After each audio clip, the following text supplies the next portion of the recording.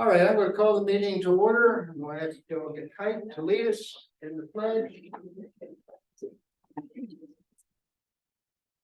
Pledge allegiance to the flag of the United States of America, to the republic for which stands one nation, indivisible, with liberty and justice for all.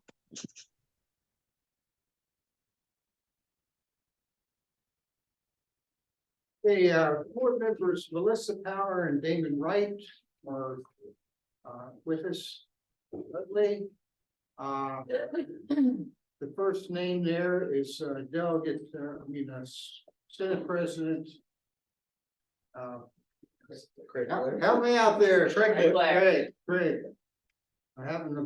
I'm intimidated by staff in the audience here. Yeah. And Ron Branch, I see him up there. Okay. All right. I want to welcome the legislators who are with us in person and Mr. Height, of course, as well as Craig. And do we have any others there? No, I think Delegate Hornby just joined as well. Okay, Delegate Hornby. All right. Our panel has put together, our staff has put together a number of legislative requests. We have Mr. You're all right. Thank you for coming in. We'll introduce anyone else who comes in later. I want to begin first with the approval of the agenda.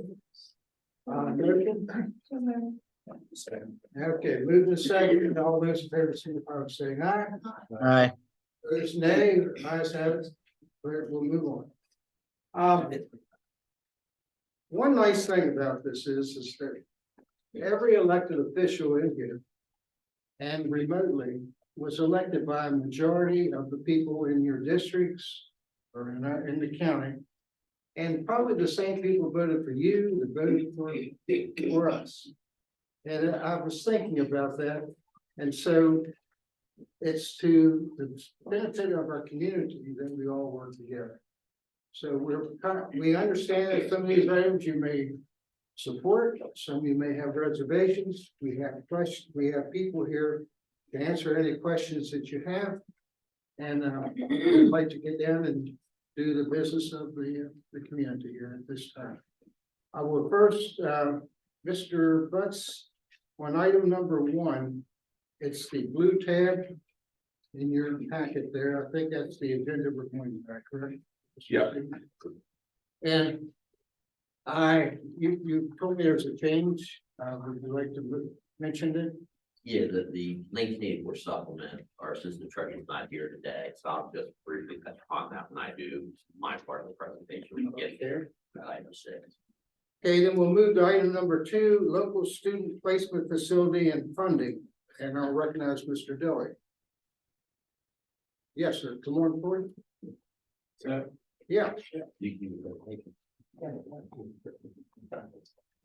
And identify the tab you're going to review. Okay, I believe that mine's under supplementary material that's underneath your packets. Okay,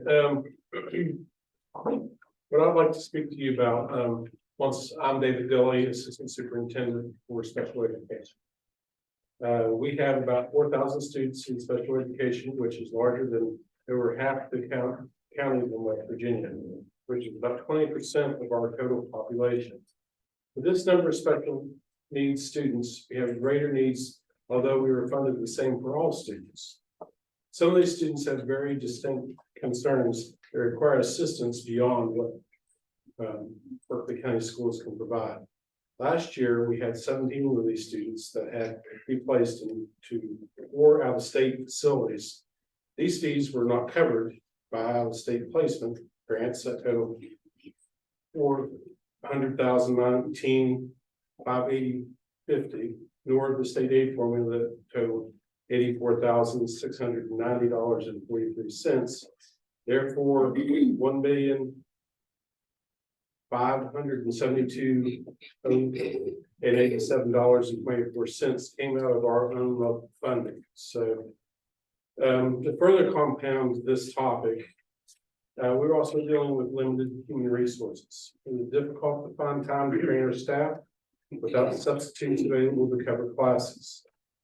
The Office of Special Ed has supported schools and programs having our staff cover initiatives such as Uber, which is a program that we have to help de-escalate students. But that is not sustainable for long term. If we could provide additional professional development to support teachers, we could perhaps retain more students in our programs, but with limited resources impacted by lack of staff substitutes and staff turnover, this becomes more difficult. Additionally, being in a border county, we often have students who transfer in from other states that were in specialized schools. This is additionally becomes more difficult because we have no facilities like this in our county. Our only option is to seek outside placements. These types of students have been increasingly in frequency in Berkeley County, and I'm certain that the rest of the state will soon be dealing with the same issues. However, in Berkeley County, we are fortunate that we are near enough to places that we can accommodate some more extreme students. However, none of these facilities exist in West Virginia. Now, what I also have on here is what it would cost for us to house some of these students in our own county, which is a little cheaper than outside, but what we would have to rely on is outside sources. And I listed the cost of those outside sources to contracted staff. And it would total about $436,732 to house something like this in our county. Like I said, we're really asking for some help around helping us deal with some of these students that we have that are outside of our scope. We would like to try several different things. One of the things, we have our own facilities here in the county. Some other ideas that have been popped up as I've been talking to others around the state has been, since they're reducing the number of staff and students in the house or in the school for the deaf and blind, that could possibly be a spot for some of these types of students. Another suggestion that was brought to me was also Austin Broadus College, that now has been shut down, could house and have these types of students in their, since it's already an established site. So just some thoughts that I thought I would put on the plate for you to think about, and I thank you for your time. Do any of you have questions for the speaker? Okay, moving on. Thank you, Dr. Mr. Dillon. The next one I have, this is a request parallel to the request we received from the county commission. It's the lavender mark thing. On the first page, you have a resolution passed by the county, the school board, and it involves the Local Powers Act. And on the next page, 7-20-6. Do you see that? What we're asking is that you strike item number 4, drafting and adopting a comprehensive zoning ordinance. This is an item to help us working with the county commission to impose impact fees on the rapid growth in the community. As you're well aware, the farms are being replaced with townhouses, and the community has been supportive of school bonds, but we can't pass school bonds fast enough to keep up with the growth. And we believe that the community citizens, the retirees, and so needs help from the people who are moving in, and to build schools. We have to have classrooms. And as we went through the recent school bond, you are extending the life of school buildings. We have 8 school buildings which will be over 100 years old, or they are already there. Marlowe up in your own end of the county just reached 100 years old of age last year. Winchester Avenue turned 100 in 2020. And we have other schools in line. We'll have 8 in the next couple of years total. So we're not closing schools. We're extending the life of those schools. And we need help in building new schools for the growth that's going on in the county. So on that page, under 7-20-6, down on item number 4 of the list that the county commission is required to do, we're asking that you seek cooperation and strike that sentence. Zoning could be a standalone issue, debated and voted upon in the county by itself, and not tied to the process of offsetting the impact of growth in the county. So that's my presentation. I'll be glad to answer any questions. I know Mr. Height has a bill in for this. It does just that. It just strikes out number 4. It's already drafted. It'll be taken up this session. Thank you, sir. Got a question. Yes. What kind of fees do you suspect we'd be looking at imposing, or what would that look like? You have any idea? I don't have an idea. We need in the control of the county commission, how much would be done. I forget what Jefferson County had. It was, I don't want to venture a guess because. Yeah, I think at one point they were about $11,000 or something, Yeah, and since it has dropped, I believe, but. yes. Yes, sir. It's a lot of people think the developer will pay for it. It's not. The homeowner will pay for it, the person buying the home. And Yeah, all that. it's passed, yeah, but it's, yeah. And then my next thought about that would be, wouldn't that also add value to existing homes, thus increasing taxation as well? It's not, the impact fee is not an increase in the taxes. It probably would impact the market values of. Yeah, so that's what I mean, increase the assessment. Yes. Therefore increasing the tax amount on that property. Yes. It would be less of an impact on the existing homeowners. If other people, if we had another resource, revenue coming in to help offset the cost of schools. I believe the school building authority just raised the cost per foot from $300 some to over $400 some. So the impact upon our systems and our finances has increased quite a bit. The days of building schools for $50 a square foot, when we complained about the time, there were times we wish we could revisit them. Yeah, I'm well aware about the cost and well aware of our need here in this county. I guess we probably have a few other counties around the state as well, but especially here in Wilson County. Mr. Height told me just a few minutes ago, there are only about 4 counties that would. 4 growth counties. 4 growth counties. Yes, sir.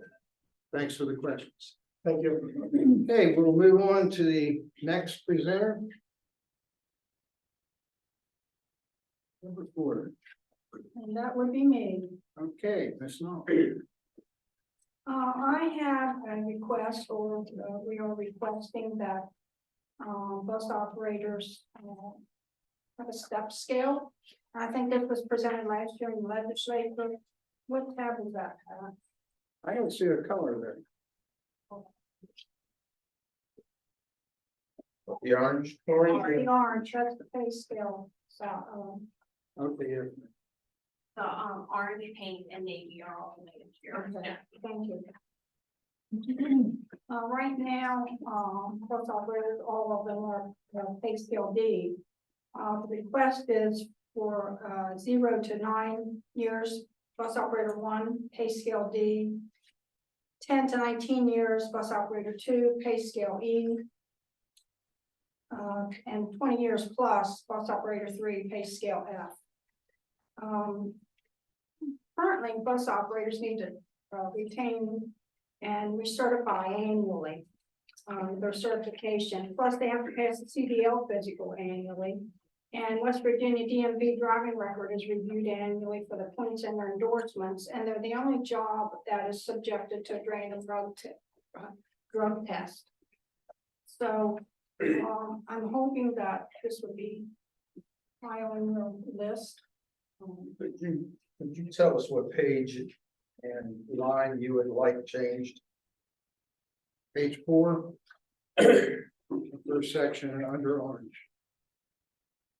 Well, behind the pay scale, the pay scale is on. 17, I think.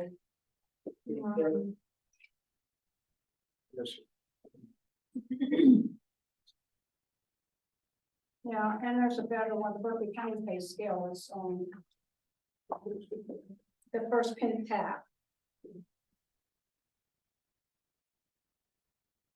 And if you look under the pay grade, 0 to 9 years is $27,090.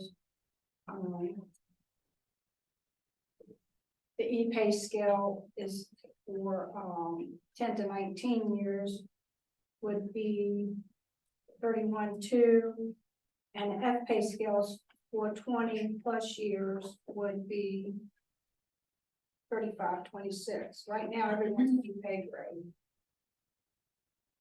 Of course, they get an increment for years of service. Questions regarding that? If they were aware Oh, we're in. of what you would actually like to see them change. I like to, for them to change the, that under the classifications.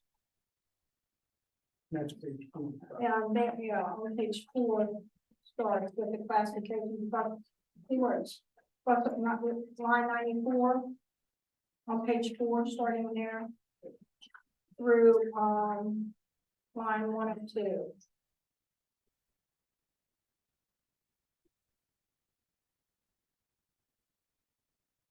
Questions?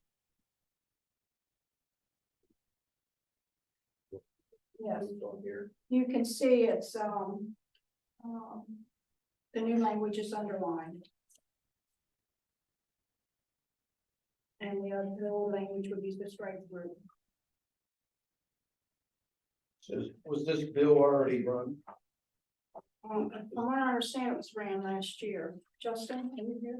No, but I do know it was ran last year.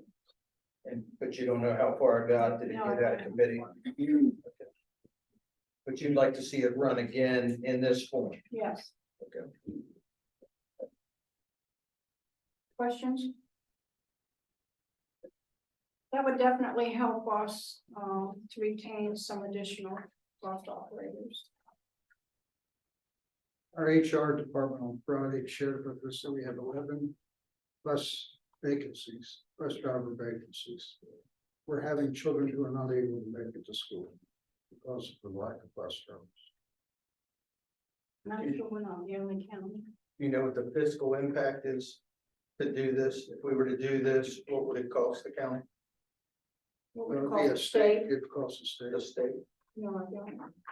I'm sure there was a fiscal note to that last year. It had $112 million fiscal note to included teachers in that bill. It died in finance. I didn't hear that. $12 million. Probably said for teachers. Including teachers. This is for the bus drivers, Mike. It's that, it did die in finance as well? Yes, we had a service personnel one and a teachers one that both, the two separate bills that ran through education. Both of those died in finance. And do you remember what the fiscal note was on the service personnel? We had to include all service personnel, so I believe that was 80 million. I think it was a total between the two was like 200 million. over a certain point of years, but we were doing an average wage for the teachers of the surrounding states. You Those are wouldn't, two separate bills. it wouldn't be for all service personnel. We're specifically stating the bus operators there for, years of service from like 0 to 9 and 10 to 19 and then 20 plus. Jackie, would you speak into the mic? I'm sorry, I can't hear you. I don't have a mic, so I will Speak speak up.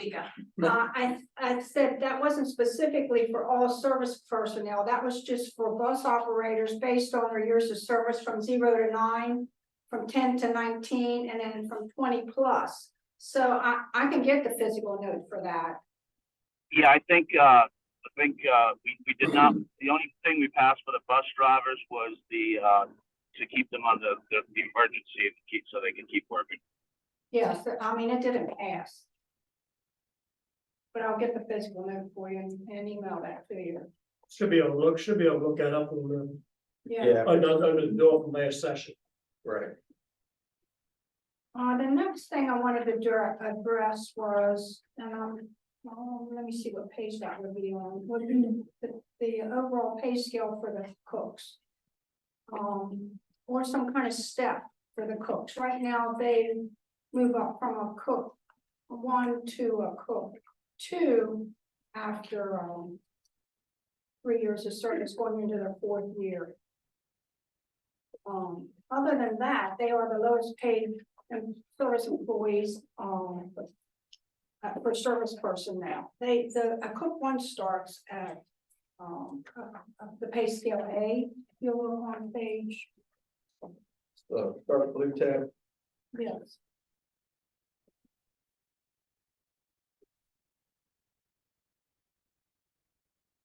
If we could increase those above the pay scale, would be very helpful. As you can see, a cook 1 presently is a pay scale A, which with 0 years experience is $25,870 for the year for 10 months. A B currently is $26,080. And a C currently is $26,530. And I can testify to you that years ago, now we don't have too many cook ones, we don't have any cook ones, I don't think, in Berkeley County. Halftime cook, do we have any halftime cooks? We do. I know that halftime cook ones are cooked or few and far between, but we have a few Karen says, but Does that mean cook 1, I mean they're part-time? yeah, it would be half-time, so their salary is half of that, $25,870. So you can imagine what, I used to testify years ago in front of the legislature, those half-time cook ones could get, food stamps. And they probably still can. So, when you think about trying to work for that, 4 hours a day, 3.5 hours a day. Any way that we can move that pay scale up would help us retain cooks. And again, this is probably unique to the growth areas, Berkeley County and Well, perhaps Montague, I guess. And, it would help us retain cooks, but for years, cooks have been low on the totem pole and you know, they would jump down the classifications because they are the lowest pay scale. Any other questions? Okay, at this point, I'm going to recognize the superintendent. I wanted to wait in case some other people came in late, but I'd like to have Ron, or Mr. Stevens, excuse me. Everybody calls him Ron. It is Ron, yes. Go ahead, Ron, I'd like you to point out why we're here. Well, thank you for that, Mr. Murphy. First of all, I just want to say thank you for your willingness to be here to discuss with us some needs that we see here in Berkeley County. We also have connections around the state, so we're talking to people elsewhere and in other counties, and I'm sure that they're meeting with their representatives and delegates, and there are a number of things that that we've identified as needs in Berkeley County. And I want to, always get nervous when we have these types of things, because I don't want you to feel like we're just here throwing all these problems out there at you. What we're really seeking is some help on how to solve any of these topics. To kind of take a step back, how we got here today. It's been a process in Berkeley County Schools to meet with our legislators on a yearly basis. Just to kind of open the doors of communication and make sure that there's an opportunity for two-way. If you have questions while you're serving, we would welcome a phone call or contact. Heck, we could even come down and be there in person if it was something that would help our area. But we decided that we wanted to get together, all of the departments and areas in Berkeley County, and talk about areas of need, things that we see, concerns, and they range from pay issues, which you've already heard from, to service issues for our special needs students, which you heard earlier. And there are going to be a few other needs that are brought forward. As you can imagine, when we opened the door up, we had dozens and dozens of concerns and needs and people wanting to be heard. And we've kind of trimmed these things down and put them in a manner that we hope you're going to be able to take out of here and say, now, what did they say about this topic, and who was the person that talked about that? And I heard a representative from Mon County who said something similar to that. Who can I talk to in Berkeley County? So we want to provide you with a tool to be able to take with you as a resource. But also we appreciate the time to be able to talk about this with you. I think the thing that you'll hear the most from us is Berkeley County is very different. And we struggle with the fact that when we come forward and try to address issues in Berkeley County, that there are 54 other counties, at least 50 other counties that are not in the same boat as we are. So it makes it very difficult. So we want the things that we're talking about here with you, we're certain that a number of other places are going to have difficulties with this in their school systems. And we would hope that if we can get some type of assistance with this, that there will be other areas that support it as well.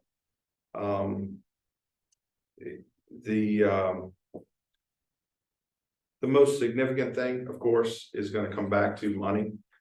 But there are a few things that we have listed here that can be dealt with without money. We're going to talk to you about some of the mandated trainings that our employees have accumulated over time. It's gotten to the point where it's a significant ask of our employees, and there's not time in their day or their year to be able to do that. I think as we get through some of these, you've got a large group of people that are wanting to talk to you, but they're nervous being here with you. I hope that if you have questions about things, you'll feel free to ask them or ask me, and I have no problem talking to anybody ever. So with having said that, I don't want to take up a lot of time, and I'd like to move forward our next person. If Mr. Sherman, Martinsburg High School's principal, I'm sorry, Mr. Murphy. No, that's all right. You're fine there. I just want to point out that you had some pages under your book. And when Mr. Dilley was talking about his concerns, they were not in the book, they're in this page. About the cost of out-of-state placement. So if you're like me, you're still looking. It's found. Hey, Ron, can I Yeah. say something? You sure can. So, I do want to, and I apologize for not being there. I had to be in a rulemaking in Charleston this morning. But I do want to commend the superintendent as well as the board on the willingness to meet with me, as I do sit on education. We've met numerous times, and I congratulate you and commend you on that. I will push back just a little bit on the things that I have tried to help with. The communication, trying to get that information to the state has been a little lacking on. So, you know, especially with that special needs issue, we're looking into it. We just need the information from the county. I will be happy to, have you included me with that request when you asked for that? Yeah, I believe we had a request from the lawyers in the Committee on Education, as well as the State Department of Education, asking to look into the issues, especially in Berkeley County, because they were shocked by the dollar figure with the amount of students, and they were looking to help you out. I think we reached out 2 or 3 times by email. The speaker even tried to schedule Morgan Miller to come up to Berkeley County and look into it deeper. Well, I look forward to talking to Morgan. If she were to come up, that would be great. Yeah, one But of the, if you want to come down anytime, the interims, I can get you a meeting with her. I know there's issues with special needs, identities and things like that you've got to be really careful about. But it's something if you know your CFO or your treasurer wants to make a trip, I can schedule that meeting for you. Well, Mike, I appreciate that. I'm making a note. We're gonna follow up with you on that. That, you know, that's a very big topic for us to cover, and that could take the whole night. But basically what we're talking about is we're looking at close to $2 million worth of placement fees, and about $500,000 is covered in grants and the state aid formula for the students. So yes, so when about 75% of that money is going to have to come from our local coffers, that's a lot for us. And I completely understand, which is why I was trying to get to the bottom of the issue. Yeah. Okay, well, I appreciate I just want to make that statement.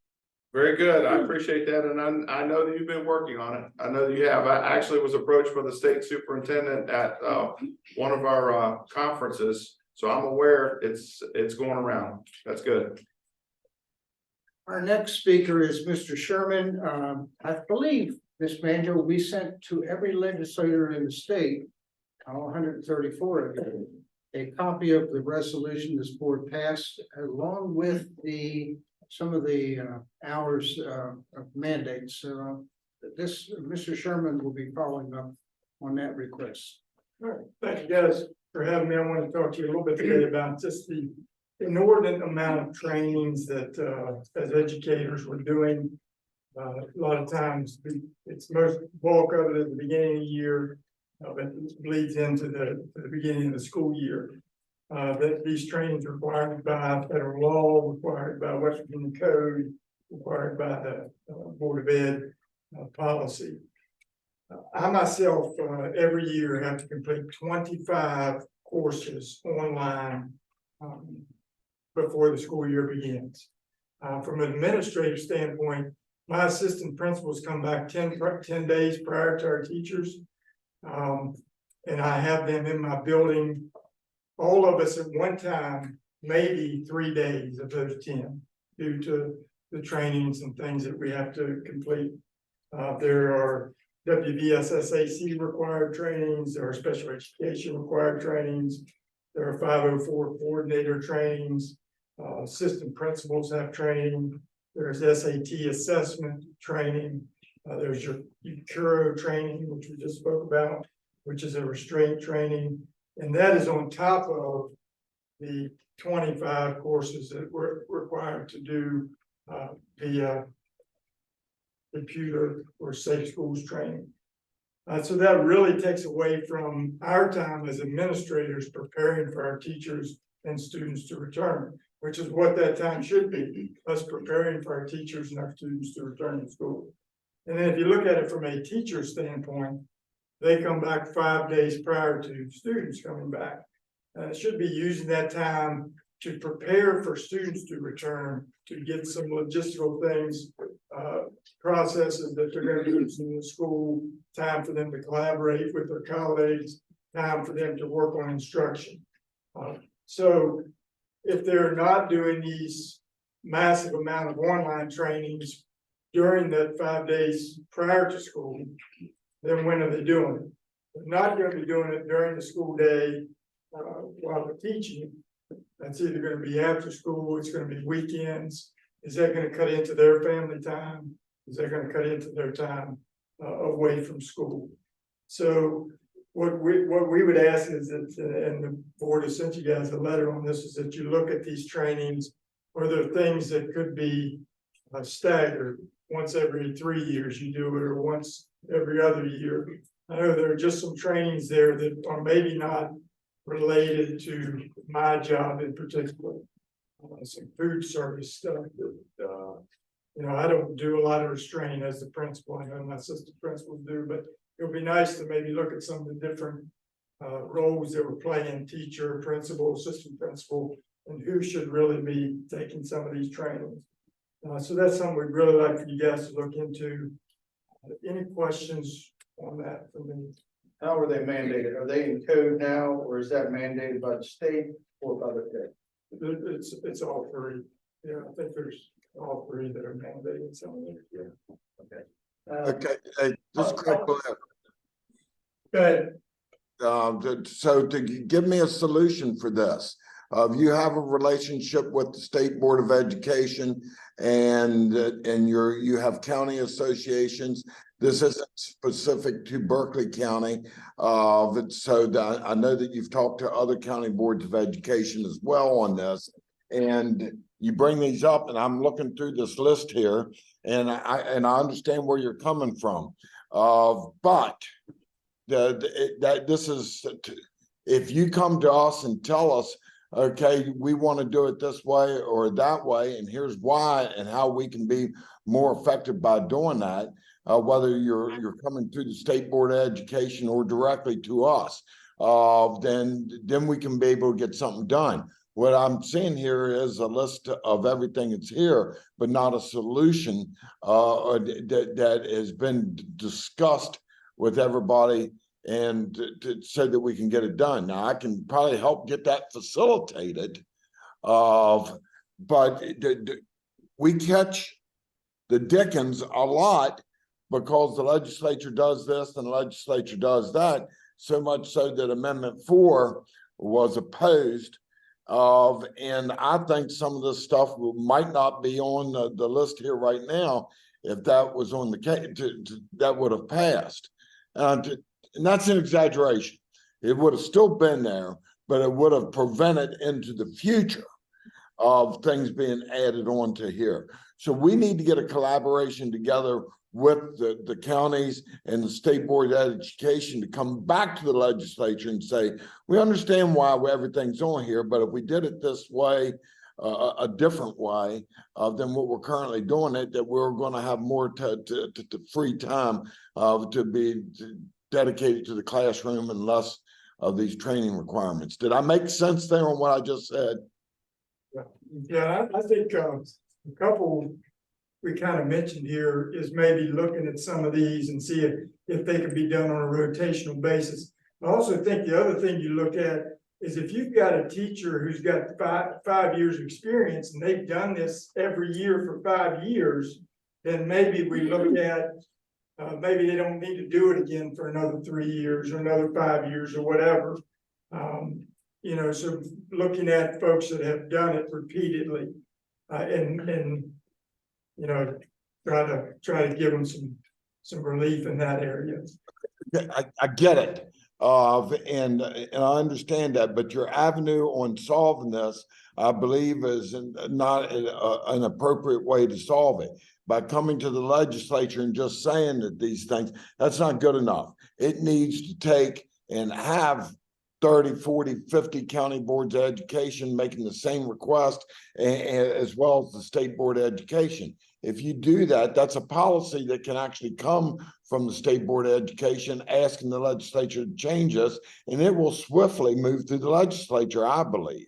If you use that method, rather than talking to local legislators and asking us to create the legislative changes that you're asking for. That's going to be difficult for any of us individually to be able to get done.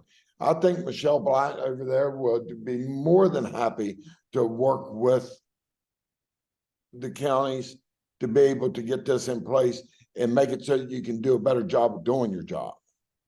I tend to agree with Craig. I think, Trent, I think if we specifically asked for which ones and what ones get, we got like down into the nitty gritty, I think you'd have a much better chance.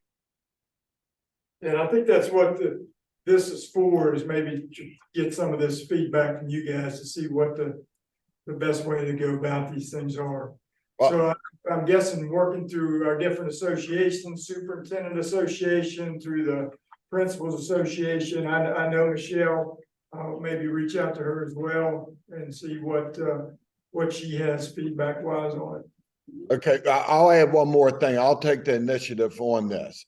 And because Sarah Stewart is my chief counsel for on the Senate, who used to work at the State Department of Education, and I see Michelle a good bit, and I see Paul Hardesty as well. And I'm actually going to take this required training section out, print it out, and give it to Sarah and have the discussion with Paul and Michelle saying, look, these are concerns, build the consensus, build a solution, and put a piece of legislation together that will make it so that we can do this. I can do that part of it, but if you ask me individually, that is a heavy lift for me because I don't know what I'm doing.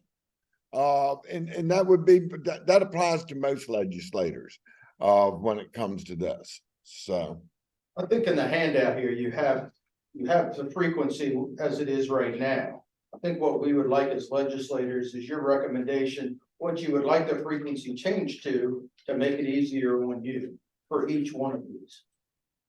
Yep. Or if some of them could even be eliminated. Well, that's fine too. I mean, but we need recommendations from you Exactly. before we can go. We don't know enough about what all of this does to be able to make good decisions without your feedback. You know, I was gonna ask on the ones that are federally mandated, I'm gonna guess they tie that up with money probably. It's a bit. Yeah, that's what I figured. And we understand you cannot change the federal Yeah. regs. That's basically the green top pages are the ones that we're asking this is a process that of course has been going on for ever since the state was created. And so as was mentioned, having a different approaches. We did to the legislators here participating. We sent this letter to all 134 members of the legislature. We're hoping maybe some of them will ask their local superintendents and boards and schools, do they see a problem? One other thing I'll point out. When we got into this, we found out we were making a mistake. I think one of the requirements was only required every other year.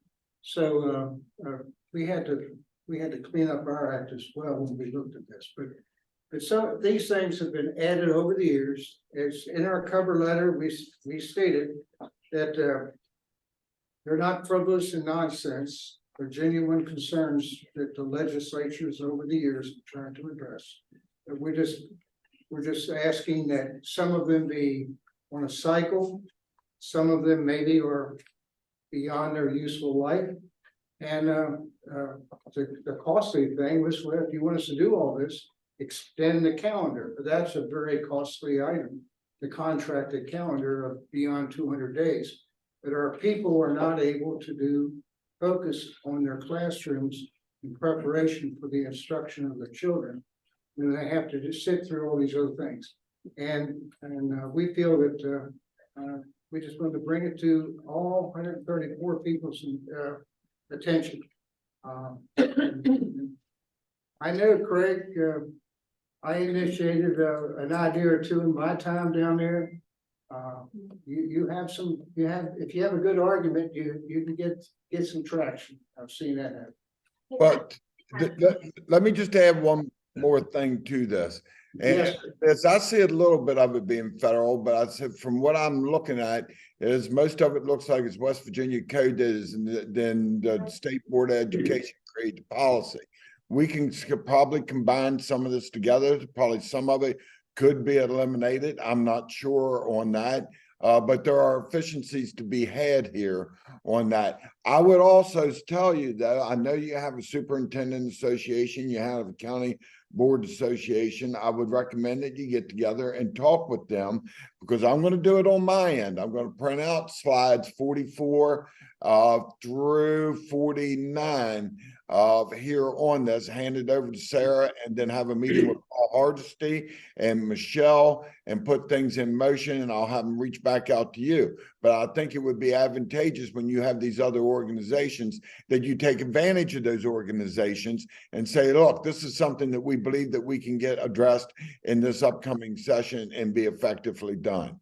So the team effect on getting this done, but I'm going to pull the trigger on it from down here in Charleston to get that part taken care of. Thank you. Get it started. I misspoke. Getting it taken care of is not the way to say it, but to get it started. There you go. Mr. Wright? Mr. Wright? Sorry, I had to unmute. The only thing I was thinking was because of some of this is state and federally mandated, it could be because of liability issues too. Because some of these trainings, say for instance, there was a training that's supposed to be every year, but we changed it to every 3, and then something happens in the schools, and then a parent or community member tries to sue and say, hey, look, see, if you would have done the training, then X, Y, and Z. So we may want to look into that as well, just making sure that from a liability standpoint, we're covered.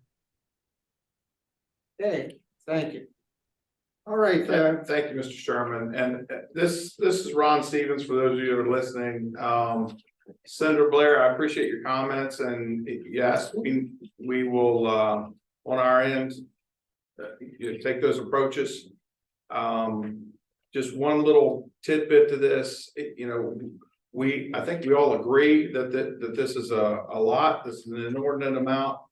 And moving forward, should there be additional trainings that are required, that we need to have a plan as to how we're going to do that. So that would be more of our conversation on our end, but are we going to compensate people for the extra time that they're going to do? Are we going to provide additional days in the calendar for them to be able to do this? Those are the types of things that we would hope as we move forward with these mandated trainings, because somebody just mentioned a lot of these trainings are put in place for a reason. They're a reaction to something that has taken place, whether it's an active shooter or first aid, special needs students, a variety of different things. So I appreciate that. We will come to you with some solutions and get our associations to get them moving. our next speaker will be Mr. Bunce. And he will be covering quite a bit of material here. First of all, thank you guys for coming, and for Mr. Hornby, I apologize that you won't be able to follow along since you're traveling.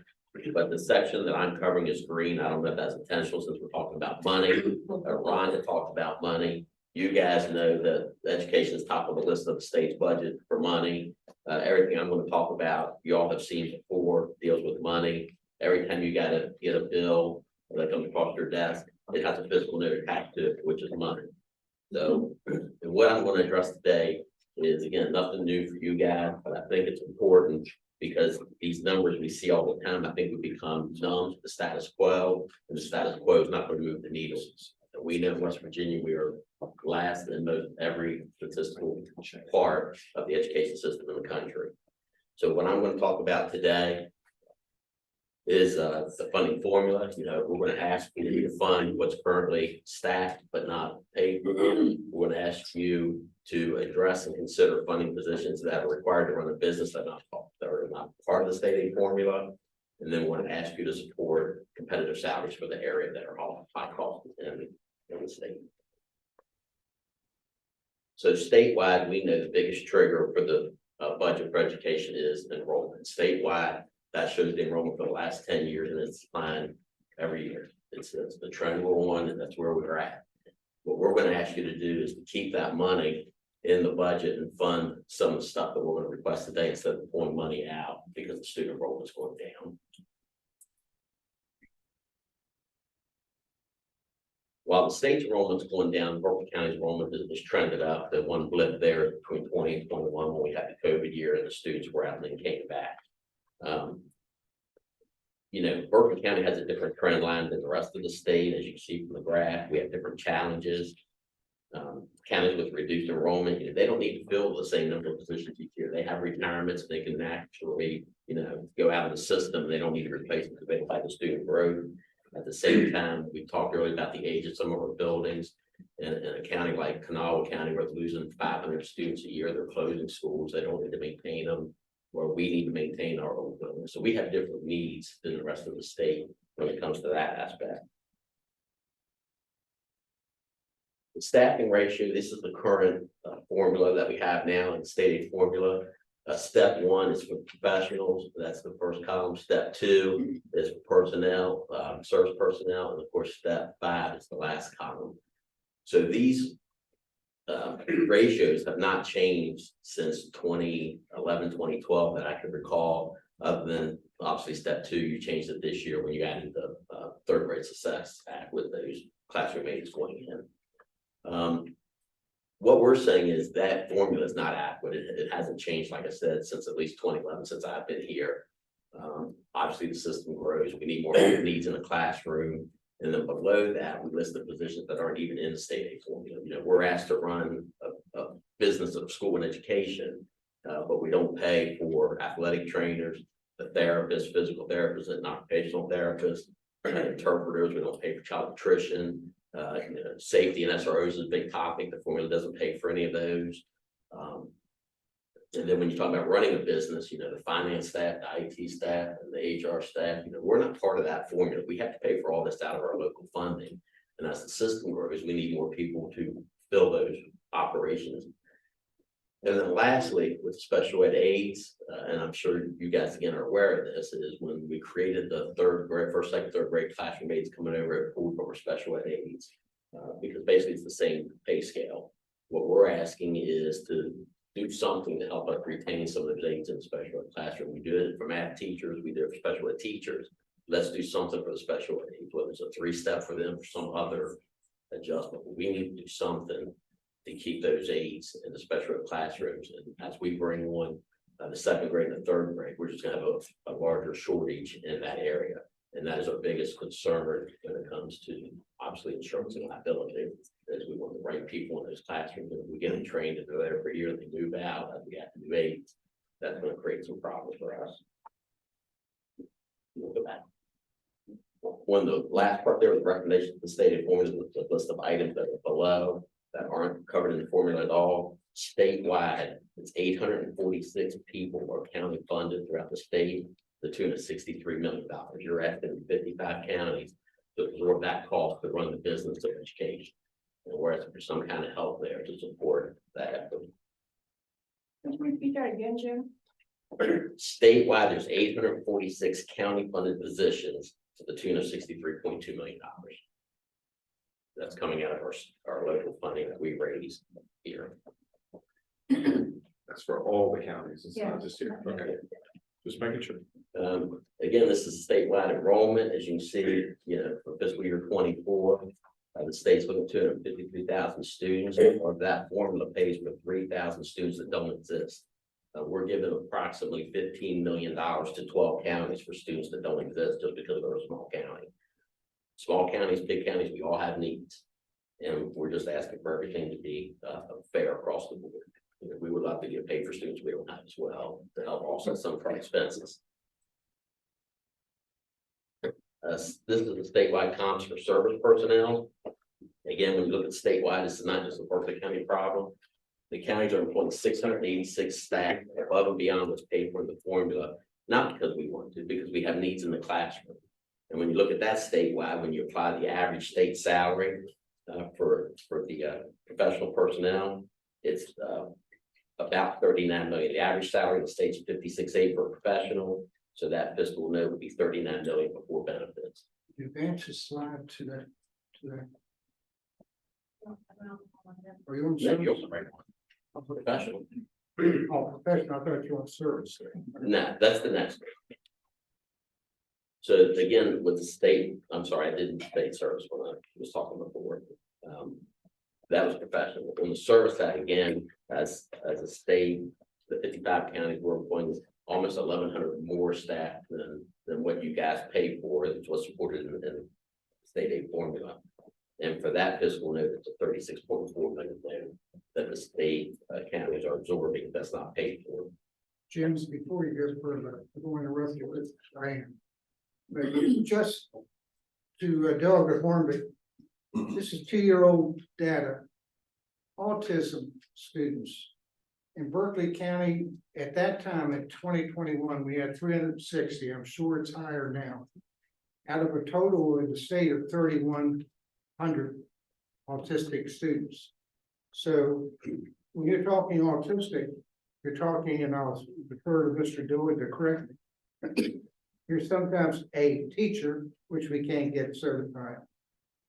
And probably 2 aides in a classroom. So you're talking 3 adults in just autistic classrooms, and a lot of that costs us for additional service employees.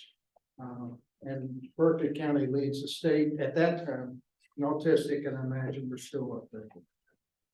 Sorry, Mr. White. And then the last thing, we'll look at the statewide student support personnel. This is for the step 5. And again, statewide, it looks like we have fewer employees than what you're paying for, and that may be true with the employee side. But a lot of these services, we can't find the staff, but we're actually contracting out, so they don't show up here in our numbers. But we're paying more for the staff that you would pay for because we can't find them. And that's just for informational purposes. Again, this is statewide. This is from the basic aid formula that the state has provided to the public school system over the years. And as you can see, in general, it declines every year. Where you see a bump where it goes up, that's where the state has given a pay raise. So since 2015, the state in each one of those bumps have given an accumulation of 9,680 for professional, 6,220 for service. And when you look at that over, an 8, 9, 10-year period, that's not a lot of money to keep up the cost of living, let alone trying to make us competitive with our neighbors. So again, our ask is to keep the funding within the system and fix what we're paying for locally. Now, I also know when you guys look at this stuff, because you've all looked at this before in past bills and past legislative sessions, you'll look at our fund balance and say, well, they don't need any money, they have money. And what I want to point out with this graph here, between 19 and 20, if you look prior to 19, our fund balance just for Berkeley County was declining each year because we're spending money on local systems and services that we have to provide for that aren't being paid for at the state. And what happened in 20, COVID hit, and we had an influx of federal money. So what this has allowed us to do is bank federal money for the last several years while we've had COVID, because we can pay for some of the staffing out of there. But the problem with that is, as you know, the COVID funding ends in 11 months from now, September 30 and 24. Across the state, there's 1,723 people paid by this COVID money to the tune of 79.56 million. That money, those people, if they're not let go, will be absorbed by these counties. So the money we've been able to put in the bank for the last few years with COVID money, we're going to have to now start spending it to support those services that we hired with the COVID funding.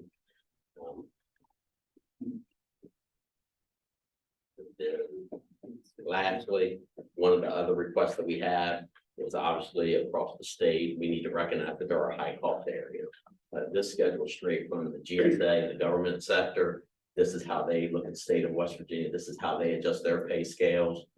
As you can see there, for the base of West Virginia, for entire West Virginia, if you're a federal employee, you get the 16.5% bump of their GSA table. If you live in Brooke County or Hancock County, you get 20.37 adjustment. And if you live in Berkeley, Hampshire, Justice Moore, you get a 32.49% adjustment to the federal pay tables. We're asking for the legislator to consider something of this nature to recognize high cost areas of the state.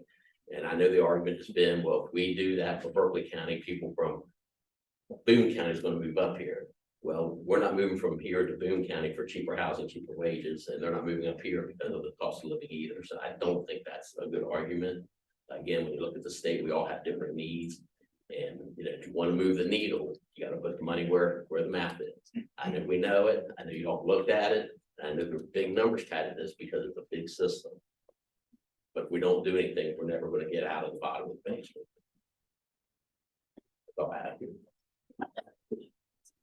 Questions?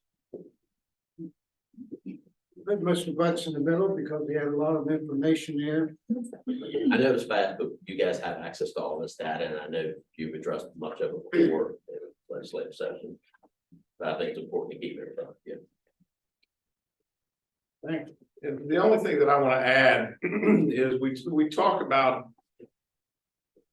how Berkeley County is different, and you know, I hear myself say it, and I'm tired of saying it. And we talk about how counties are. What county did you say, Mr. Height, was a growing county a moment ago? Mon? Putnam, Mon. Well, just for reference, Mon has grown the last couple of years, but they still have less students now than they did 10 years ago. They have less, they're going down. Even though the last couple of years they've trended back up. We have 1,100 more students now than we did in 2015.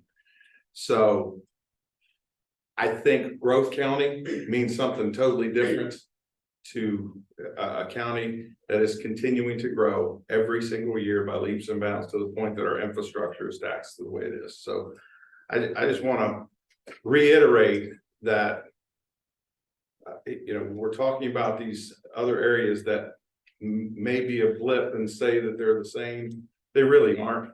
And, you know, I think I can say that safely with the group that's here. You guys live here, you serve here, you know the people that are here, you see it.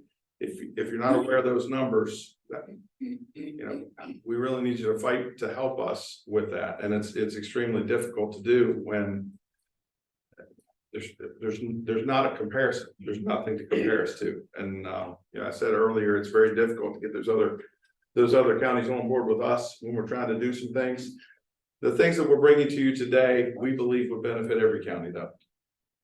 So I think that's important.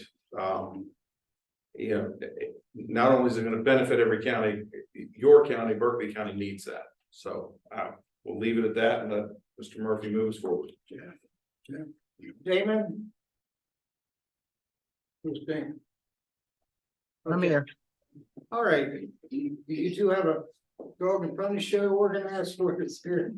The next item that we have is shared costs of child care for employees. Who's taking the lead here? Gentleman there is going to take the lead. Thank you, Mr. Ray. Yeah, so all we were doing was we were just trying to think of different ways that could help incentivize employees. Introduce yourself to them. Oh, I'm Some of them out there, they can't even see you. They're on the radio, right? My name is Jack DeChecco. I'm an instructional coach at that one school that's 100+ years old, Winchester Avenue. And yeah, I was just here to talk about one incentive idea that we were throwing around that we thought could really help us retain staff. And that is maybe the state and the county in some way partnering to help provide childcare access for teachers and other staff members. Just to kind of lay out some of the issues, like for example, in my school, just last week, we had an instructional aide quit because that aide could not afford childcare for her children.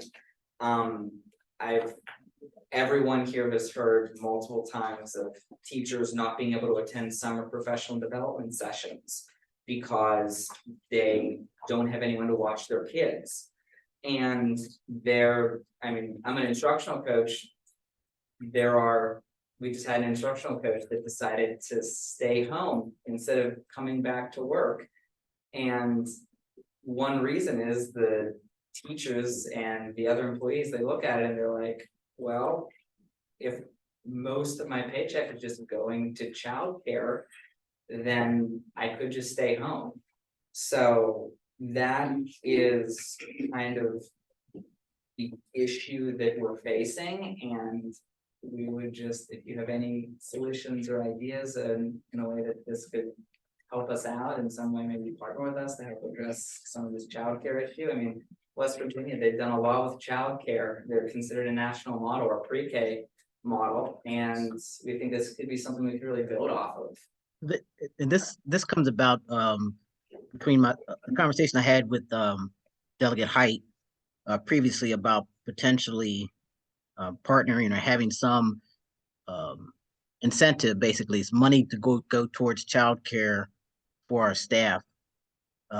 Even if it, to me, if it only gave us 50 more staff members that are able to take advantage of it and use it, that's still 50 more than we have today. It's going to be the issue will be that some employees are not going to like it because they've aged out, they no longer can have kids, or single males, whatever it will be. There'll be some people upset because they can't take advantage of it. But my thinking is it's just like any other incentive that we have when we're in a staffing shortage, like for math and science teachers, we give them something. This is just something out of the box to try to give people a little more incentive to work for Berkeley County and stay with Berkeley County, as was said by the teacher there, that they have that less of a worry. We're not going to pay, of course, all the child care, but any amount that we could pay could make the difference in somebody's decision to stay or leave. Questions? Mr. Van Meter. My question, Damon, would be, sorry about that. My question would be, where do we find the funds? And are we taking that away from what we pay our teachers or personnel? Like the source of the funding, what was your thought? Well, the source of the funding, since everybody likes to talk about, oh, we've got all this extra money, slide some of that to education for this. It could, we seem to not have a big problem finding money for a lot of other programs, for even putting more money into the Hope and scholarships and things like that. Nothing would be taken from the teachers at all, the current teachers. It's just that some teachers that have children that are at the child care age could benefit from $100 or $200, whatever would be amount that could help reduce their child care cost. Okay, so it's not built into the school aid formula, is what you think? No, it would not be built in. It'd be something separate. Thank you. Okay, thank you. Further questions? Mr. Van Meter? Well, hello. I have asked Mr. Van Meter to be here to, as a support. When this topic was brought up, I just wanted to make sure that, if we had questions, we could support those questions with our most knowledgeable attendance person. So I know that there was a request from this board, and if you could put forth what your request is, and he's prepared to back you up. We a couple years ago in the code, a percentage was offered for allowable absences. That percentage was 10%. Am I correct? That's correct. That amounts to that amounts to 18 days a year. 1.8 days a month that a child would be allowed to be absent before they would be classified as Chronically absent. chronically absent. We believe that that's too high of a number to allow children in this school, almost a month of school before they're held accountable. So we're asking, not giving you a specific number, but we think that the learning would be improved if the students were here. And we believe that the 18 days a year allowable to be absent is far too liberal. A number I'm sure you all don't like to hear, but that's a fact, Jack. We just think that we need to tighten up the allowable number of days a child may be absent. I'll defer to Mr. Van Meter to do things. I saw your hand up. Go ahead. The allowed absences, is that separate from excused absences? No, sir, the same thing. Same, Well, I- or whatever. Yeah, Can I Mr. Van Meter. address that? So, research has shown that kids that miss 5% of the school year, which is 9 days or less, there's no negative correlation between their absenteeism and their achievement. When they miss between 5 and 10%, there's a small correlation between their absence rate and their achievement. But when they hit that magic number of 10%, there's a huge correlation between their achievement and their absences. So when they're chronically absent, missing more than 18 days or 10%, it significantly impacts their educational choice. Now think about it. You're trying to teach somebody and they're not in the classroom. It really doesn't matter what instructional practices you use. You can't teach an empty chair. Over half of the kids who are absent in school have an excused absence. What that means is that there's no accountability. I can't serve a legal notice. There's no legal recourse for me for a child who has excused absences. And there are many reasons why kids can be excused. So in the past, we used to have things like a driver's license. If a kid missed too many days, we could pull their driver's license. That's been taken away from us. Some of the teeth that we have, there's not as much teeth in our attendance policy as what we would like to have to be able to address some of this stuff. And like Mr. Murphy said, when kids are missing 18 or more days of school, I mean, if they're missing 18 or more days of school, they miss an entire year of school by the end of 8th grade. So kindergarten through 8th, if they're chronically absent during that time, they miss at least an entire year of school by the end of 8th grade. And we're asked to instruct those kids.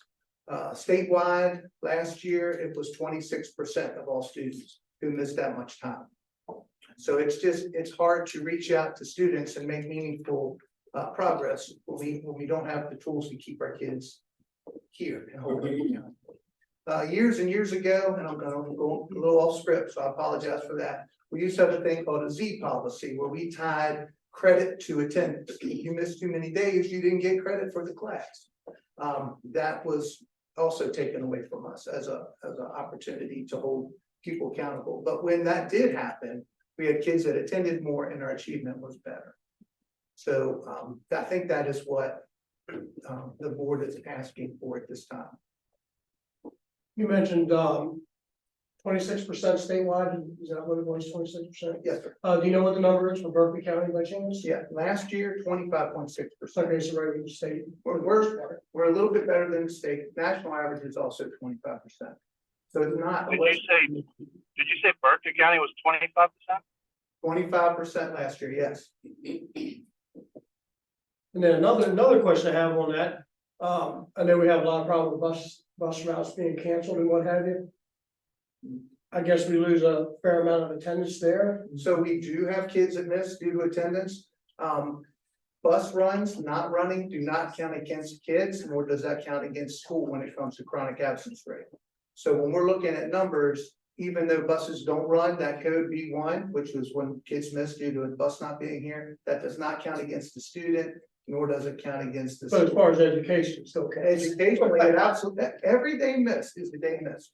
Every day of instruction, regardless of truant, excused absence, or bus not running, they all miss. They all count and add up.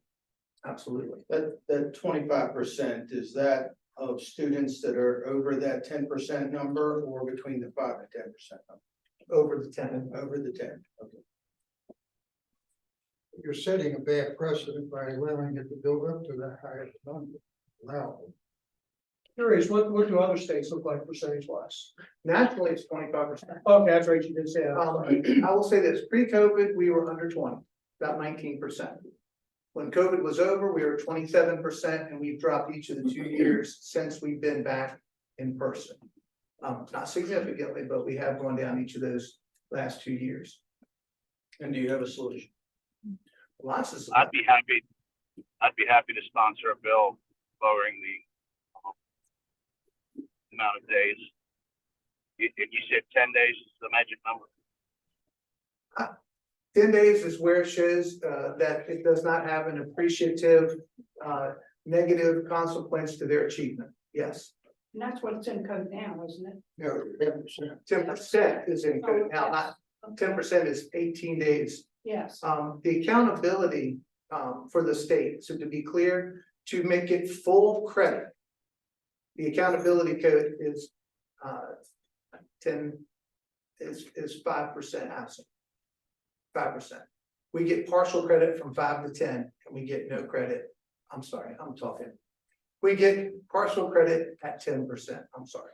So if we are under our 20% down to 10% of our students that are chronically absent, we get partial credit. We get full credit if we have less than 10% of our students that miss and are chronically absent. A lot of it comes down to consequences. So right now, what are the consequences when they reach a certain number? There is no consequence. Right, so if there's no consequences, then Mr. Hornby, Delegate Hornby can lower it to 10. If there's still no consequences, what's it matter?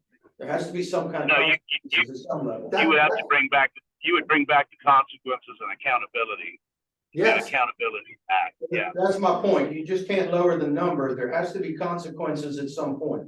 Correct. And not just for student consequences. I don't know how you can punish a parent. Well, I can go into that. Sure. So right now, if a kid has unexcused absences, that's against the penal code. If they have 10 unexcused absences, they become truant, we can take the parent to court for that. Okay, but when over half of your absences are unexcused, there's no penalty for that. So if we have kids that are missing, like, for example, there's a code that's called leave of educational value. Kids can have a leave of educational value, miss 5 days, 10 days, they're excused. There's no consequence for that. My daughter, just one quick example, my daughter had sore ear. I took her to the doctor. We were going to go on a trip. I wanted to make sure she was okay, so I took her right away. She had no redness in her ear. She had no swelling. She had no fluid on her ear. And the doctor said, here's a note for 3 days, so that you can miss the next 3 days. Like, we're not doing that. So you can get, parents are looking for ways to be out of school, where kids are looking for, there are plenty of options for them to get absences excused, is what I'm trying to say. I would like to say one thing that I wish we would be stricter on, and that is the educational leave to go on vacation during the school year. It's appalling to me that we take a kid out of school to go to Disney World, and that's an excused absence. And it's educational. Because Mickey and Minnie, I guess, are educational, I don't know. But I don't understand that. That never used to be really a huge problem. Now it's a very big problem. Out of all of our absences, it's probably 1 to 2% of our total absences. Well, they're all on It's still- Facebook, so they're. I understand, but number wise, it's not one of our larger codes. It's just our overall excused absences makes it difficult to have teeth. Yes. That never, ever used to happen, and it's gotten worse. So- Okay. Mr. Hornby? Mr. Van Meter, did you say that, or is there a correlation between these educational excuses, but you said it was 1 to 2% was the only amount of people taking vacation essentially? Leave of educational value is a very small percentage. It's a very small percentage for overall numbers. Okay, thank you. So I have a question. Right, Mr. Height and then Mr. Wright. Where's the main problem? The main excuse that we get is kids are sick. The parent that my child is sick. If you get an excuse. And that's over, like the unexcused ones, we can prosecute. Excused, we cannot. So unexcused already has a built-in consequence. Excused absences do not. And when over half of your, when you're being held accountable for kids who are chronically absent and they have, doctor's notes and parent notes, it's hard for us to hold someone accountable when they're missing 25 days, 30 days of school. And they have sick notes and doctor notes and stuff like that. I'm not even saying we should hold those kids accountable if they're legit sick. I'm just saying they're not always legit sick. And the state's holding us accountable for situations where the parent has a legit and lawful note that shows why they were absent. It's hard for us to hold them accountable or to get them in school when the state says they're allowed to be out of school for those things. You guys all have, not all of you have children, but many of you have children. 18 days of school is an incredibly large amount of time to be able to miss.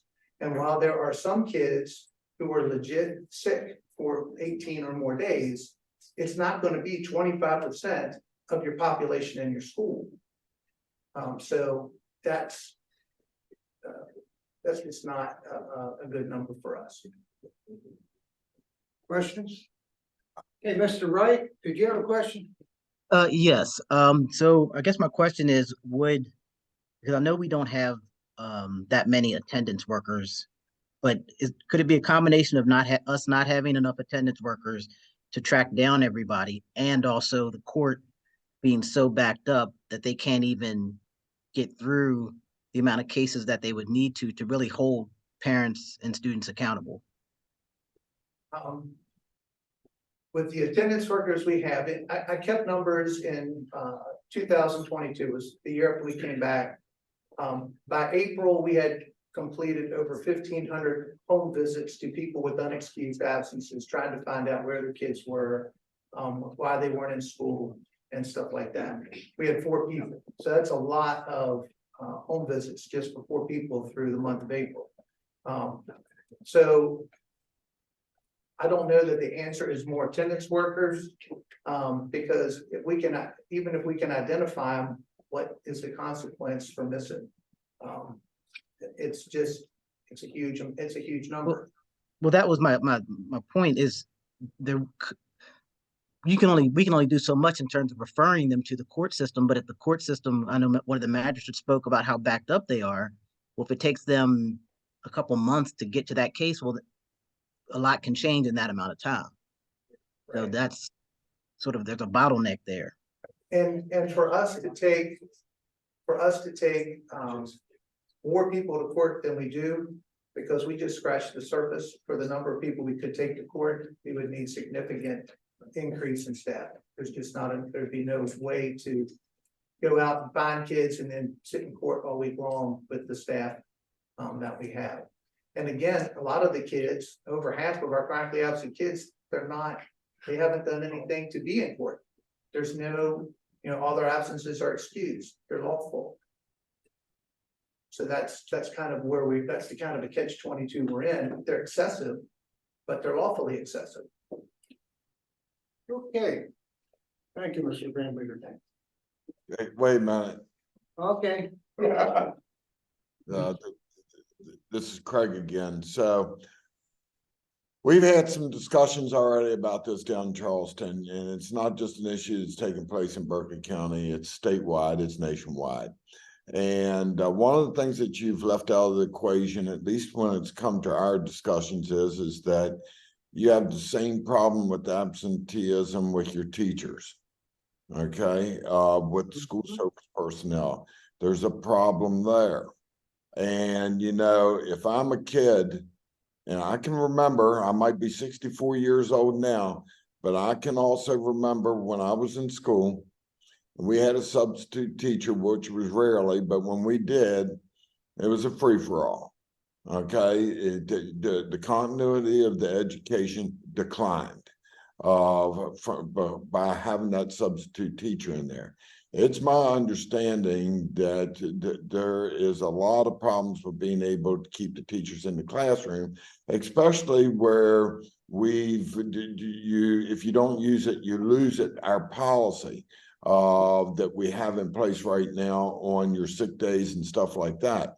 Nothing's been discussed about that, but that can have a chain reaction down into your students, not having the continuity in the classroom of the structure it takes to make it so that you actually can get that absenteeism rate down for the students.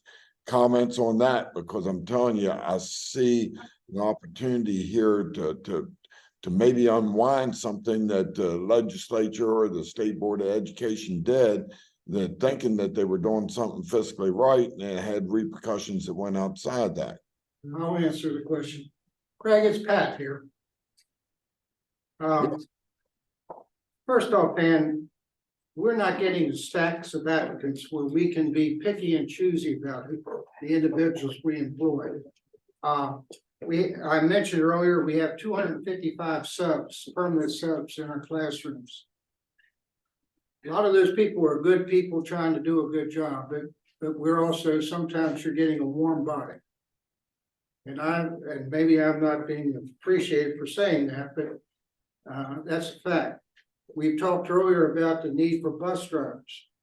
We try as a system to put a positive incentive out there to give out bonuses to people for doing their job, basically.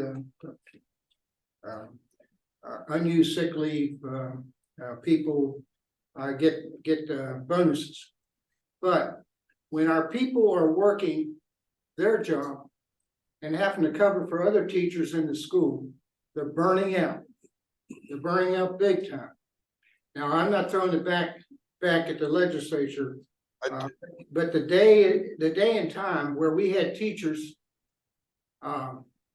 stacks applying for jobs is no longer before us. Bus drivers, no longer before us. We can't get people to even apply for the jobs. I was talking to a teacher the other day on the selection process of one of our schools, and he told me, Mr. Murphy, we're not picking the best people to be filling in our jobs. We're just picking the best of the mediocre. Now, I have some administrators in here, and I'm not going to put them in that spot to answer that question.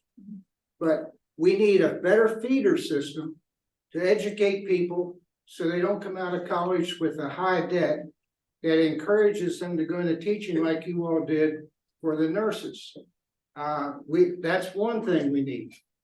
Another thing we need to do. That 1 second before you jump off to that, we're working on that right now to be able to get that in place. And I want to make sure you understood that what I just said here was not meant to be negative to teachers or anything like that. It is to be able to look at holistically at solving these problems. You sound a little defensive there. That's it. Quite opposite.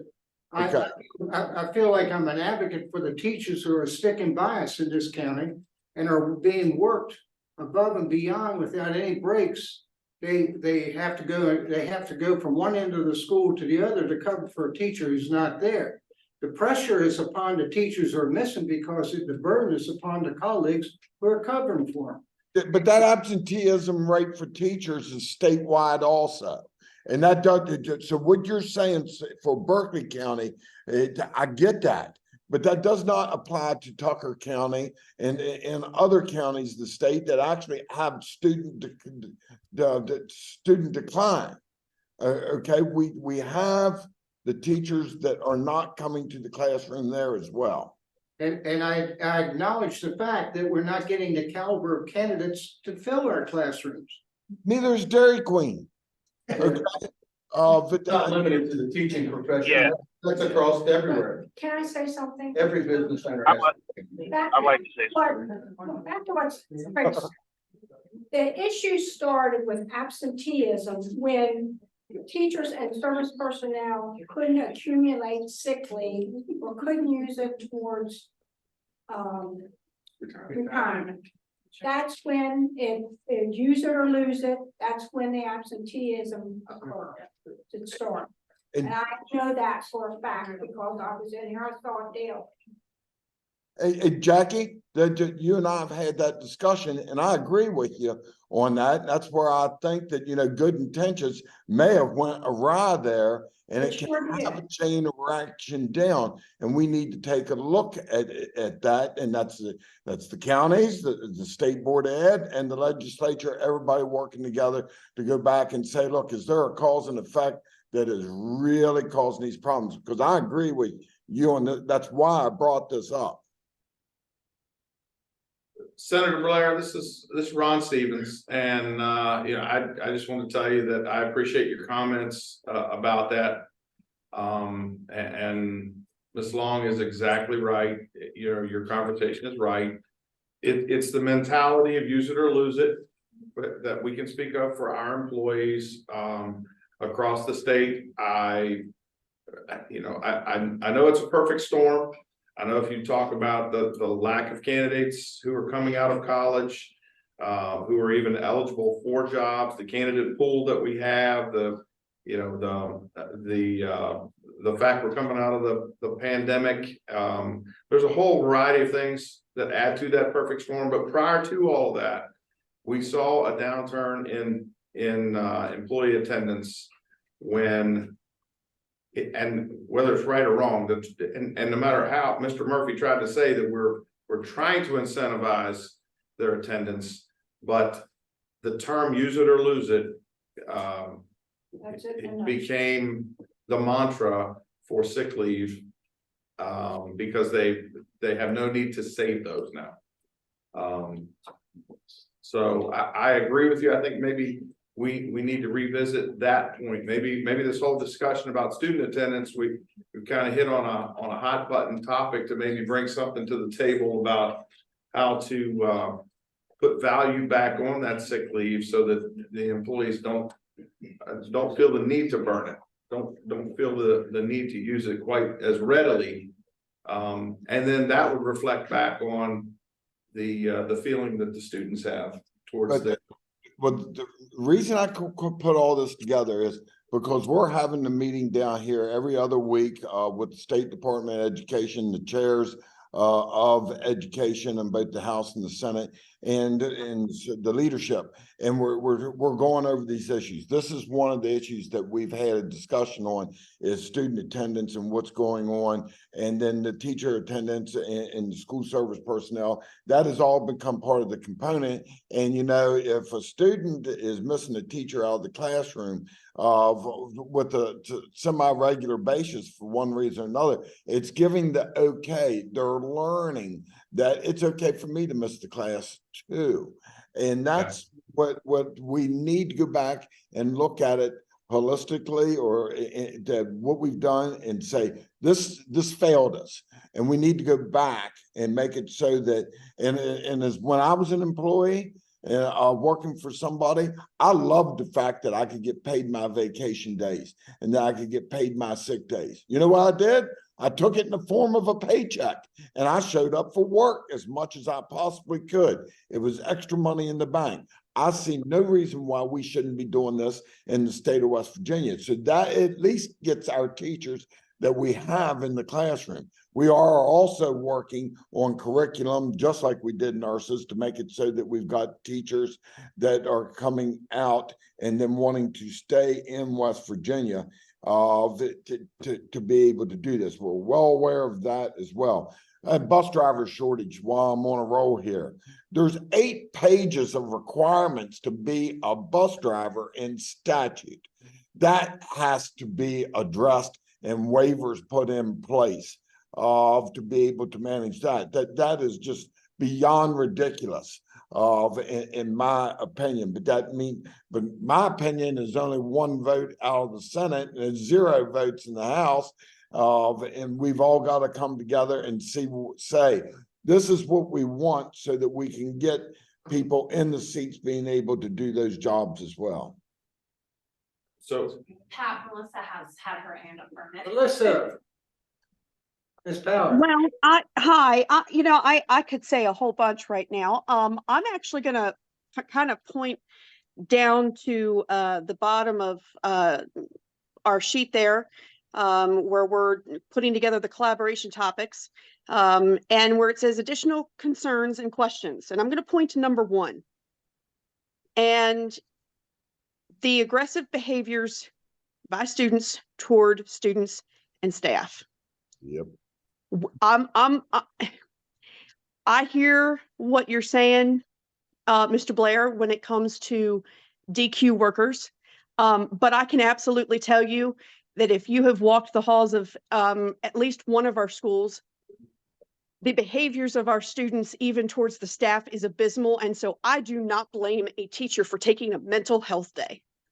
And so here, and I know we're getting into another topic, but where I'm going with this is we've got to take into consideration here that people aren't just taking it willy-nilly.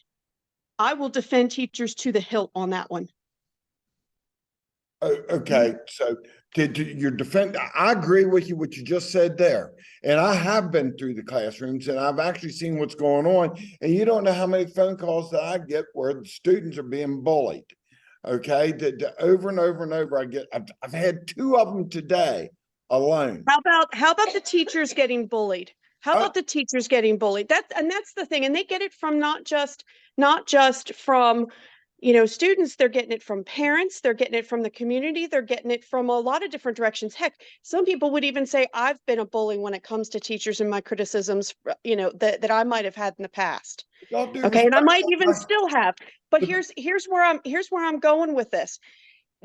Yes, we have to look at this, and especially what Miss Long was saying, when with the, use it or lose it aspect, we've got to be able to look at the issues that we currently have and be able to close those little loopholes, close those things that we're seeing. We've got to, instead of being reactive, we have got to get ahead of this, because it's only going to get worse. We're not going to get any better when it comes to funding these positions in the school system. It's only going to get worse. And the only way we can do that is if we walk hand in hand.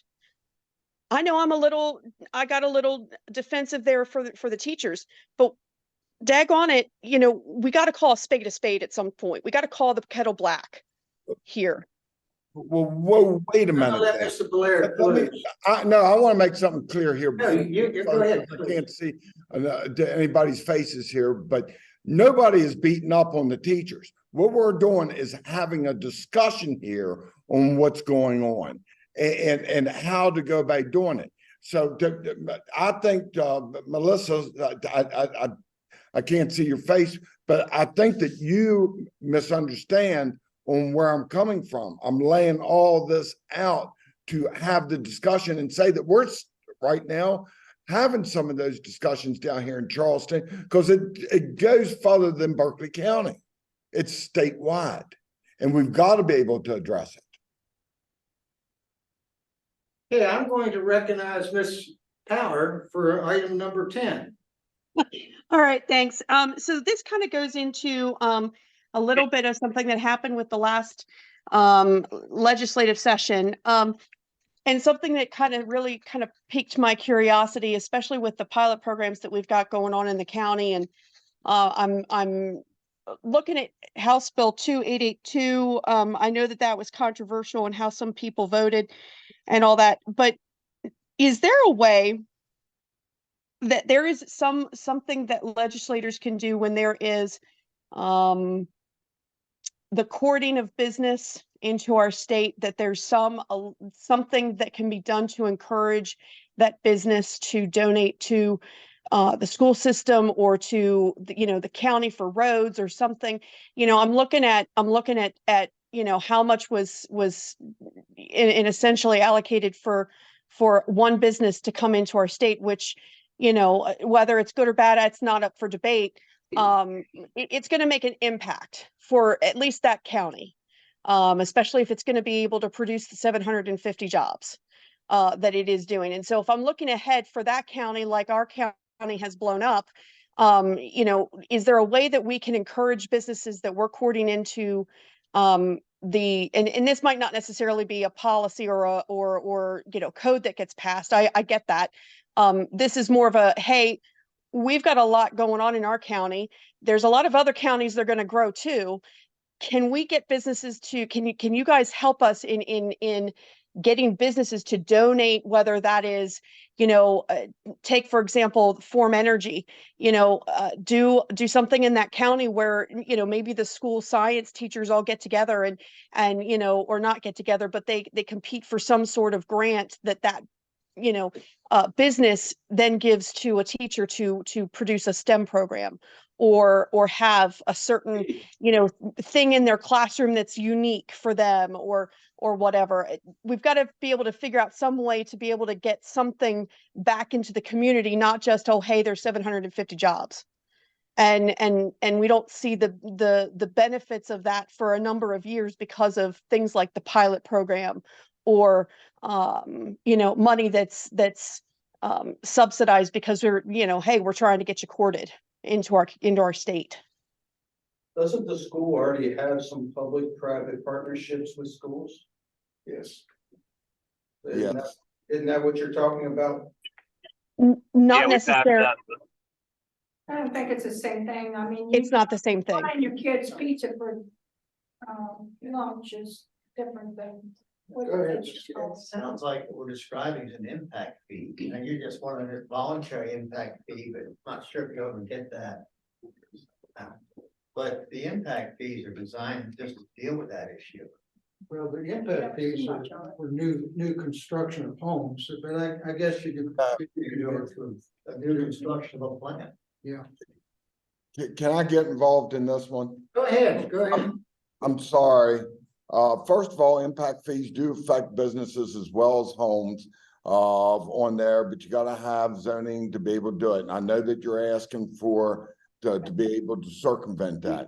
The fact is that when you recruit a business into the state of West Virginia, they pay way more tax than what the homes do, and way more tax than what agriculture, and that's most of the time, that's what that flat land was a farm of one sort or another, especially in our area. So you're generating more tax by that business being there. One of the biggest problems that we've had in the Eastern Panhandle is the fact that we had lost the GMs, the 3Ms, the Cornings, the DuPonts, and that created the tax base to be able to actually be able to run our school systems. And what we did was we become a bedroom community. And so when we were a bedroom community and people were working outside the state, the only tax structure that you had to deal with was the personal income tax. And then the laws, one of the laws, property taxes, when it comes to home ownership, there is in the country. And that makes it so that you didn't have the revenue streams.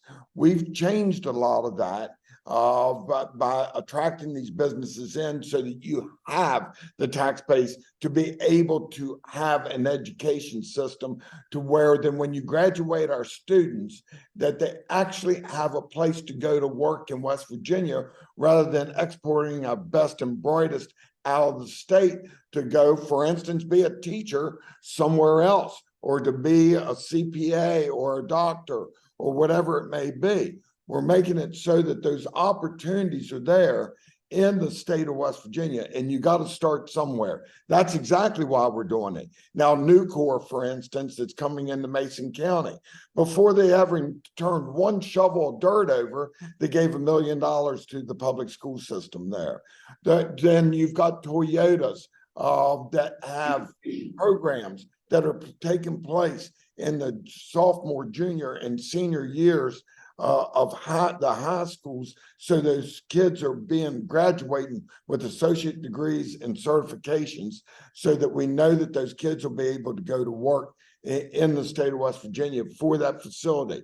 We are working to be able to put those partnerships together and be able to do it. But this is an economics situation that we're dealing with decades and decades of overbuilding of the houses and not having the jobs to be able to support it. And I'm not talking about jobs that you got to have manufacturing jobs, those type of jobs that create wealth. Everybody else, like lawyers and doctors and things like that, they feed off of the wealth that is created by taking raw materials and turning it into a product that somebody wants to buy.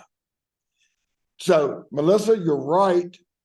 wanting that, and we're trying to bring those businesses into the state. And there's a lot, you only hear about the ones that we give a couple $100 million to because we're in competition with other states.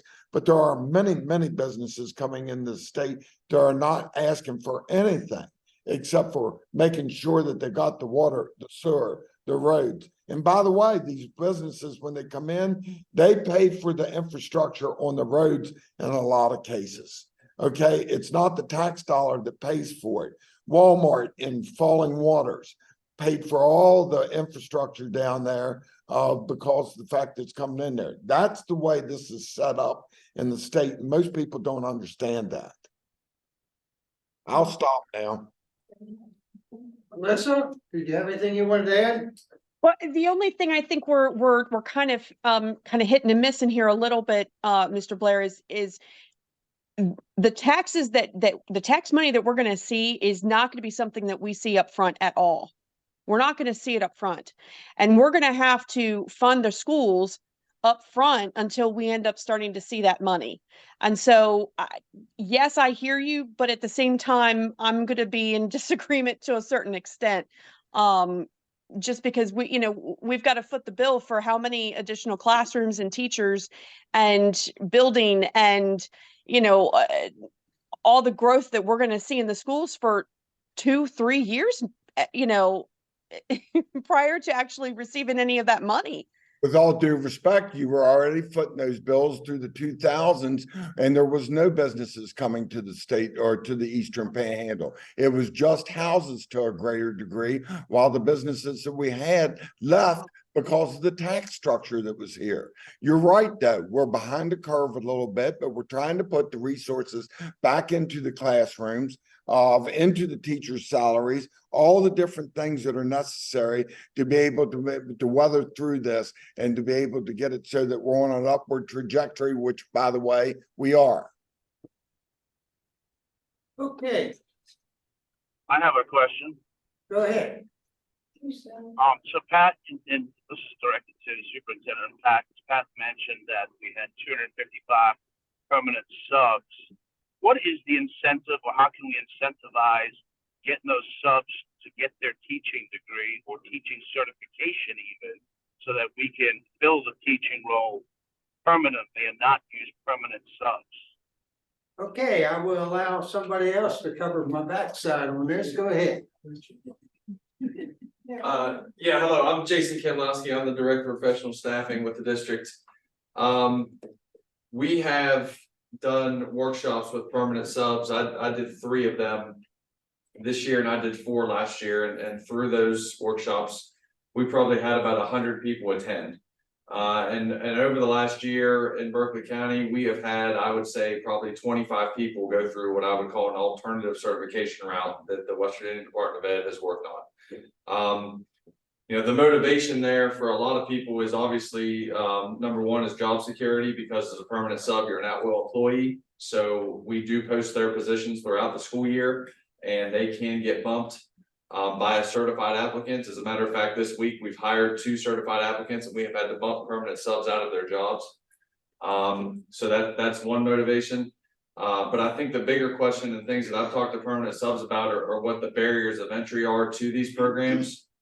For a lot of them, tuition reimbursement is one thing that they've requested of us. I fortunately have been able to work with our federal programs to secure tuition reimbursement to help out people, but that is a limited pool of money that we have for them. And then some other barriers of entry, with some of these things are obviously the praxis tests and just them being able to pass those, without any type of formal education, in regards to being a classroom teacher. So a lot of them have test anxiety. A lot of them struggle with finding adequate test prep, information. So, we are doing everything that we can to support them, and try to open doors to give permanent subs the opportunity to work full time for us.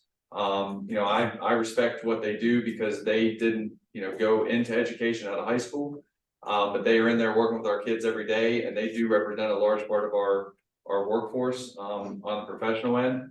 But I think anything that we can help them with in the way of, for some of them, lightening the load, so to speak, in the way of tuition reimbursement, and then trying to help them with anything test prep related, I think would be, a step in the right direction. But I will say that our Department of Ed has done a really good job of giving people alternative certification pathways. And if you talk to some of the independent programs we work with, like I Teach, Diane Huber would tell you that West Virginia is probably further along than a lot of other states in regards to just having the different pathways for people.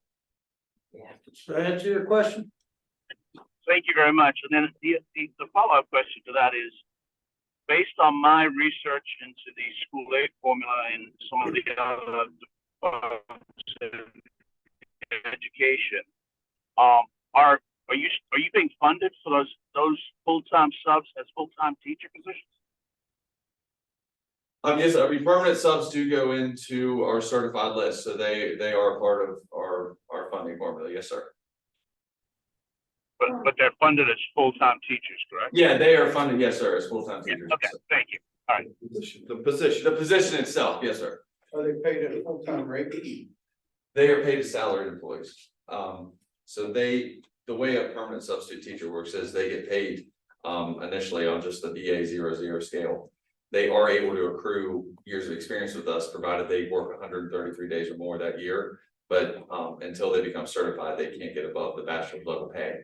So they can't, they can never get to a master's level pay or an MA 15, whenever you can get to MA 45, they stay at that bachelor's level pay. So for a lot of them, they are never really to escalate their salaries the way some of the certified teachers do. But they're still paid the bachelor levels pay, correct? Yes, and they get full health benefits as well, but they don't get retirement either. So. Okay, further questions? Okay, wait a minute. Once again, Melissa Power, but now I have Karen Hensel and Jason again on the item of redefined school nurses contract. Would you all? Hi, so this one just real quick kind of came about when we were looking at and getting some feedback from our teachers. I was able to take a look at a contract that a nurse had in our county. And it's basically a teacher's contract, and she's not a teacher, she's a nurse. So we started kind of going down this little rabbit hole of, okay, so why does she get a teacher's contract when she's a nurse? And it comes down to the section in our code 18A 2-2, where the teachers and the professional personnel are kind of combined into being, like one individual. So we're trying to figure out a way to separate. Yes, there's teachers, but yes, there's also professional personnel who hold degrees that aren't necessarily teachers. And this kind of, and in your packet, you'll see where we've taken that section of code and we've altered it a little bit with what we think it should look like or could look like, that kind of shores that up so that we can take those contracts and then actually right size them so that it's not a teacher's contract that a nurse is signing, it's a professional personnel contract that could be signed. So something that we can actually grab onto and utilize so that we're not having contractual issues, with our staff that's professional and they've got the degrees that back that up. Please let me know, guys, in HR if I've got that correct. Did you want to comment? No, based on what Dr. Schooley said, I think what she said. It's very explanatory and it's a pretty easy fix. Yeah. It's nothing major. Okay, well, quickly, I'm going to run through this. We put down additional concerns and questions. We've lost employees because they're in an environment where they're just attacked. I don't want to single out the type of students, but I'll just say some special ed areas and leave it to go at that. Mr. Butts wanted to mention the increases in BRIM, and I know you all have been talking about that and coverage changes. Mr. Butts, did you want to add anything to that? Well, just for Berkeley County, I know it's statewide increase. For Berkeley County, we went from 1.1 million to just over 2 million premiums just last fiscal year. So it's just a concern. Okay, and Mr. Stevens, the Third Grade Success Act. First, we are very appreciative of what you all did there. It's focused, I just hope that the State Department doesn't dilute the accountability at the end of the third grade after this thing is fully implemented.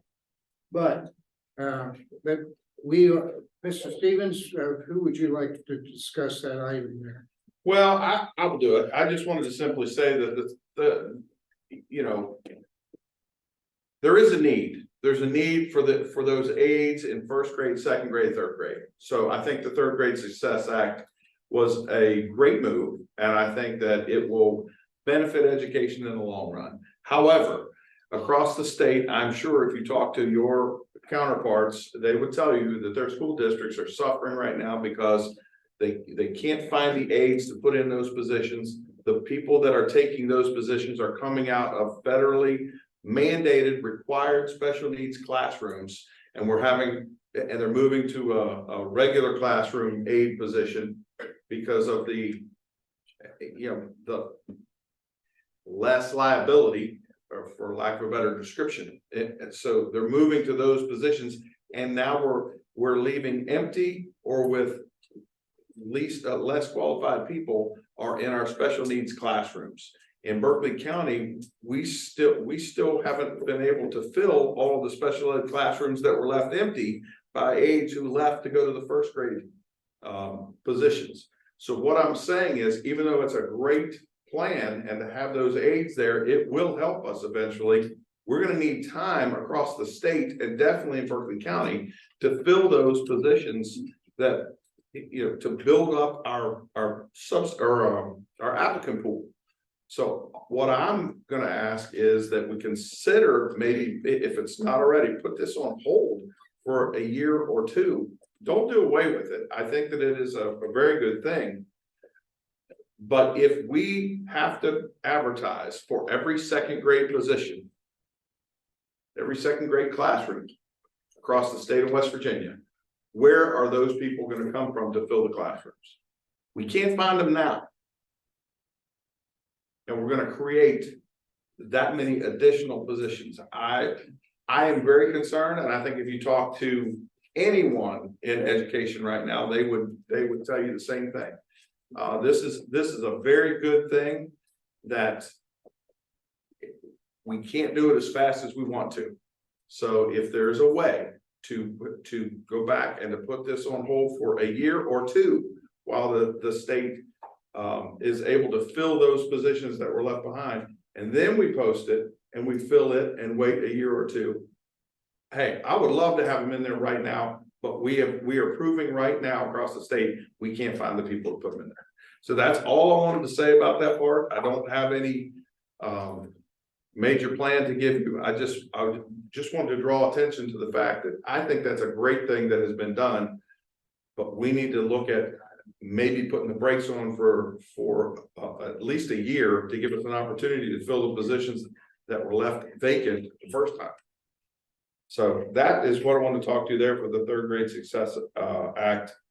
I wanted to mention on the BRIM part, the decrease in coverage is something that is very concerning. I don't know if we really hit on that. The decrease in coverage with cyber events, the technology coverage that we have there, the increase in the premium, the decrease in coverage is going to be hitting school systems pretty heavily. Just wanted to put that out there. If something comes forward on BRIM, we don't really have a solution to that other than you can tell them not to cut the coverage. That would be helpful. And then item number 4, you may go ahead. Item number 4. Ron, if I could speak to that Third Grade Success Act, I think that was the plan. I think that was the plan all along. I know through education, it's not like we still have to fund the second grade and third grade still. So I think that is part of the plan, is to grow this organically. I know we have incentive programs for aides where they're getting their tuition paid back. So that's being implemented as we speak. So it can grow organically over the next few years.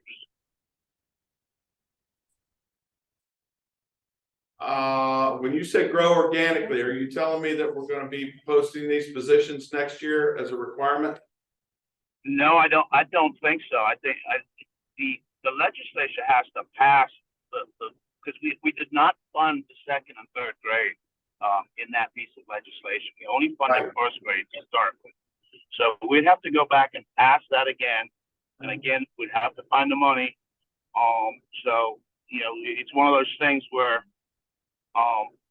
it could, but I think they're trying to make sure we get this right in first grade first.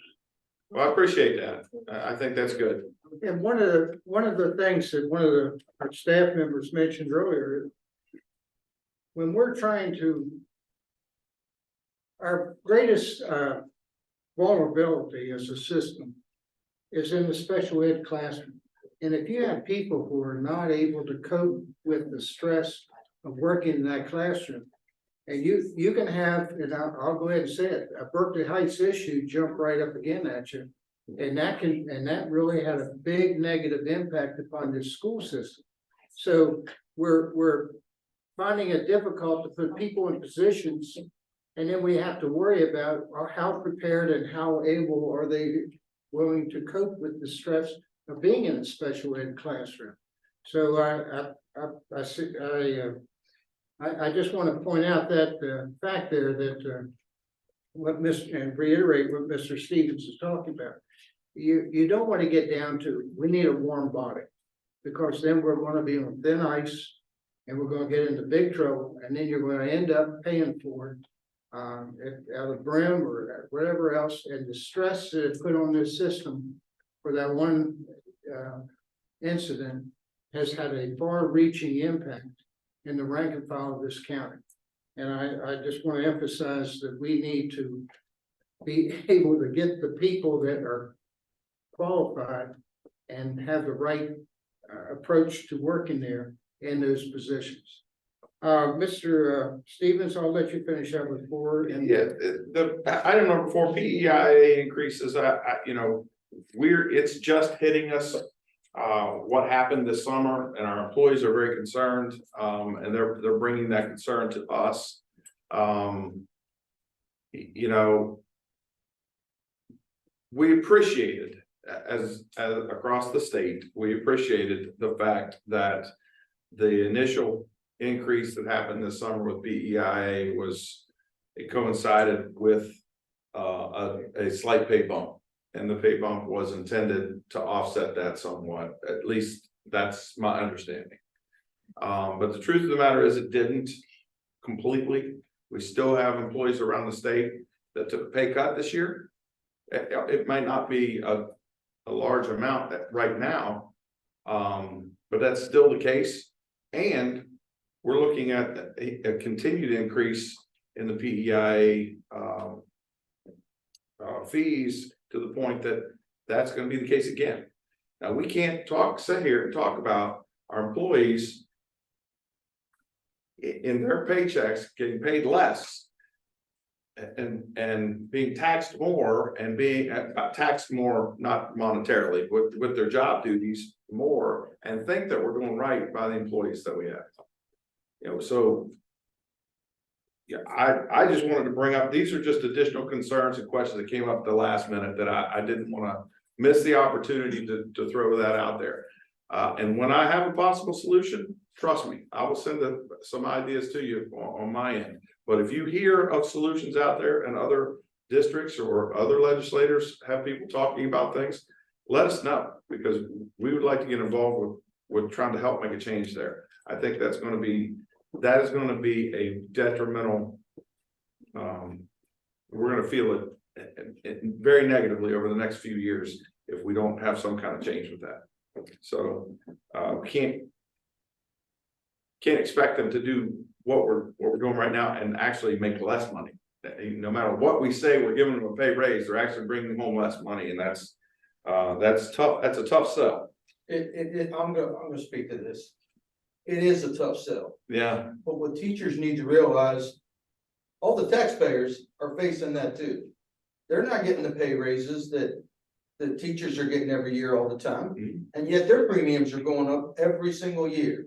So their insurance goes up every year when they're out there working in the regular workforce, 260 days a year. Right.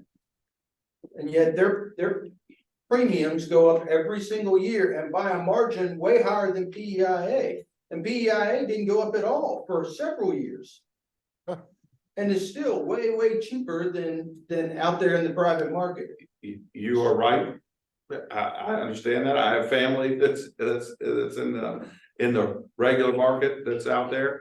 But they're facing these same problems and they're talking to people the same way that we're talking about. So this is us dealing with our people and the issues. And, you know, I have 3 sons that are in different markets. They have the same thing going on with all their jobs. And they're talking to their people about what to do on that end of it. So just because it's going on doesn't make it right. And I want to take the opportunity to put it out there that all the things that we've talked about, you know, and I think we all sat here and we agreed that, you know, the aggressive behaviors, the lack of incentive for attendance. I mean, all the things we're talking about here, and we're going to say that even if we give you a little bit of money, you're going to take home less money this year than you did last year. That is very hard. And it's hard across the board. It doesn't matter if you're a teacher, if you're a doctor, or an astronaut, or an electrician. It's hard. But I'm not. That's what I'm trying to. Yeah, I let you know. understand. It is happening in every industry. And they all know it. So. Just about every teacher's married to somebody that's not a teacher. So they're living on the other side of it too. If I may ask, I'd like to show me an example of where the teachers took home money an example of last year, because one of the things that you're not counting into it is the 21.25% personal income tax reduction, and then the personal property tax that they pay on their automobiles, and that could be anywhere from $150 in savings a year, all the way up to $2,000, depending on what they drive. Okay, and so those things affect the bottom line of your salary also. And I frankly don't believe there's anybody in the state of West Virginia or any government employee that is actually making less money than what they were the previous year when you factor in the pay increase that they've received, the PEI reductions or increases that they had, and the tax reductions that they've received in perpetuity into the years going out. I don't believe that there's anybody that can show me that math from that standpoint. Senator Blair, I'm not here to discuss the tax, that part of it. I'm saying that in their paycheck is less now than it was. And no, it's not because of the tax, but it's not being taken off of it. Okay, that's my comeback to the people. I'm asking for you to show it to me, and on that, and I will put a cork in it because I have not been able to see that yet. Can we go back to another issue real quick and go ahead. And that is that the childcare for the teachers. Do you do childcare? Because I've been to some schools that I was astounded they actually had childcare for the students in the high schools that actually had children, and they actually had their children in like a daycare setting in that school. Do we have that in Berkeley County? No, not for students, no, nor for employees. Okay. Well, I wanted to ask that question before we got off the call because I got to leave here. A few minutes. But I'd seen this in other schools throughout the state where they had the child care. And it seemed to me, it's like, well, my golly, if you're doing child care for the students, why wouldn't you want to go ahead and do child care for the teachers as well and have your high schools being where you can do the child care for the students to help out? That's why I asked that question. It's a good question. It's a good question, President Blair. One of the problems we have though is we don't have the rooms in the schools for our alternative programs. We're maxed out with students. And we appreciate your all support the SBA because we're going down Monday a week to I think get more help there. But the big barrier there is available space. We're crammed with kids everywhere. And that's other counties where they're losing students, they have the rooms available for the programs, but we don't.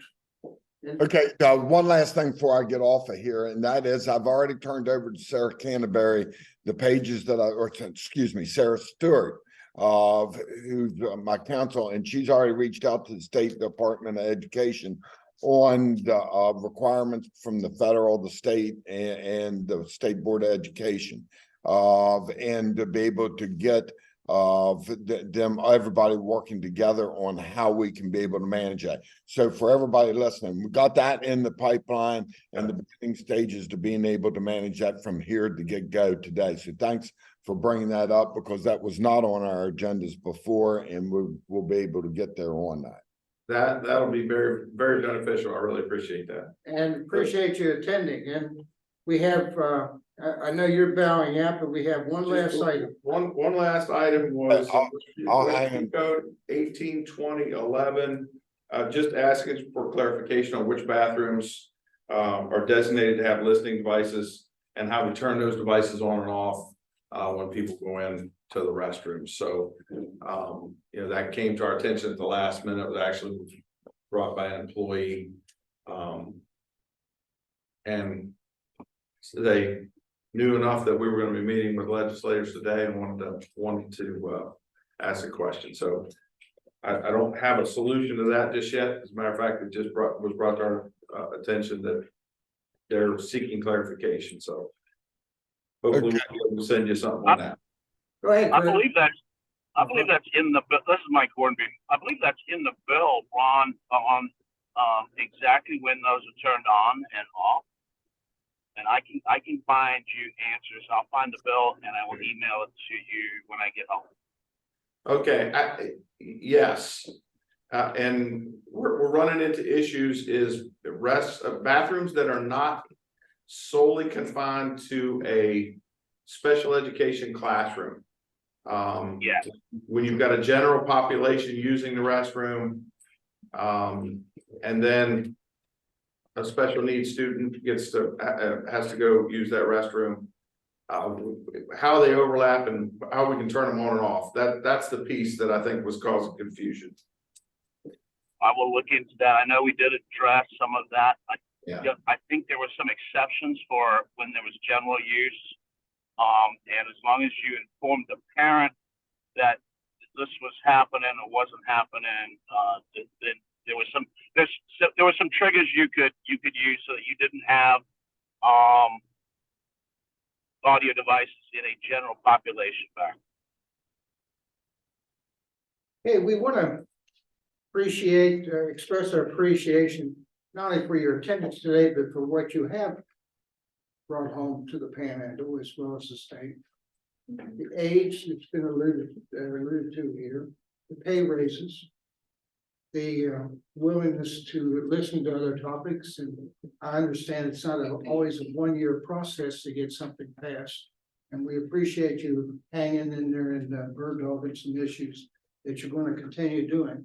I want to point out to you that on the very first page of this handout, we have contact people who are in the back of the room there. If you need to call, they will be responsive to you, I'm sure. And we want this part saying it's been a good discussion. And I appreciate some of your spunkiness in coming back at us. We like that. We like that a lot because we want to get to a solution and not just sit there and being a bunch of voices of discord between each other. So thank you for coming in. Yeah, today. good, thank you. Yes. Thank you, guys. Can I say one thing? Go ahead. I just wanted to say that he pointed out the names that are on here. Most important name that you see on that list is all the way at the bottom. Save the best for last. Jessica, Manuel, Board Clerk, Administrative Assistant. If you have anything that you need here, go to her. Just raise your hand over there. She's done a fantastic job of pulling this information together. We have been all over the place trying to get as much information as we can crammed into areas. She collected up until the last second, or resources to be able to bind together. And I just want to say thanks to her and I appreciate it, but her contact information is probably more important than anybody else on that page. So I just want to say Yeah, thanks. if I could ask her to give one of those packets to Delegate Height for me, I would love a copy of that packet, and if you have it digitally, I'd love it emailed to my, delegate, lady of the PowerPoints. It should be in your email right now, Mike, your government one, but I'll send one up with Mr. Height too. Thank you, appreciate it. And I wish to thank the staff for coming in and helping us with for the question that they asked. Thank you very much, and preparing this information. Anybody, motion to adjourn? Second. Moved and seconded.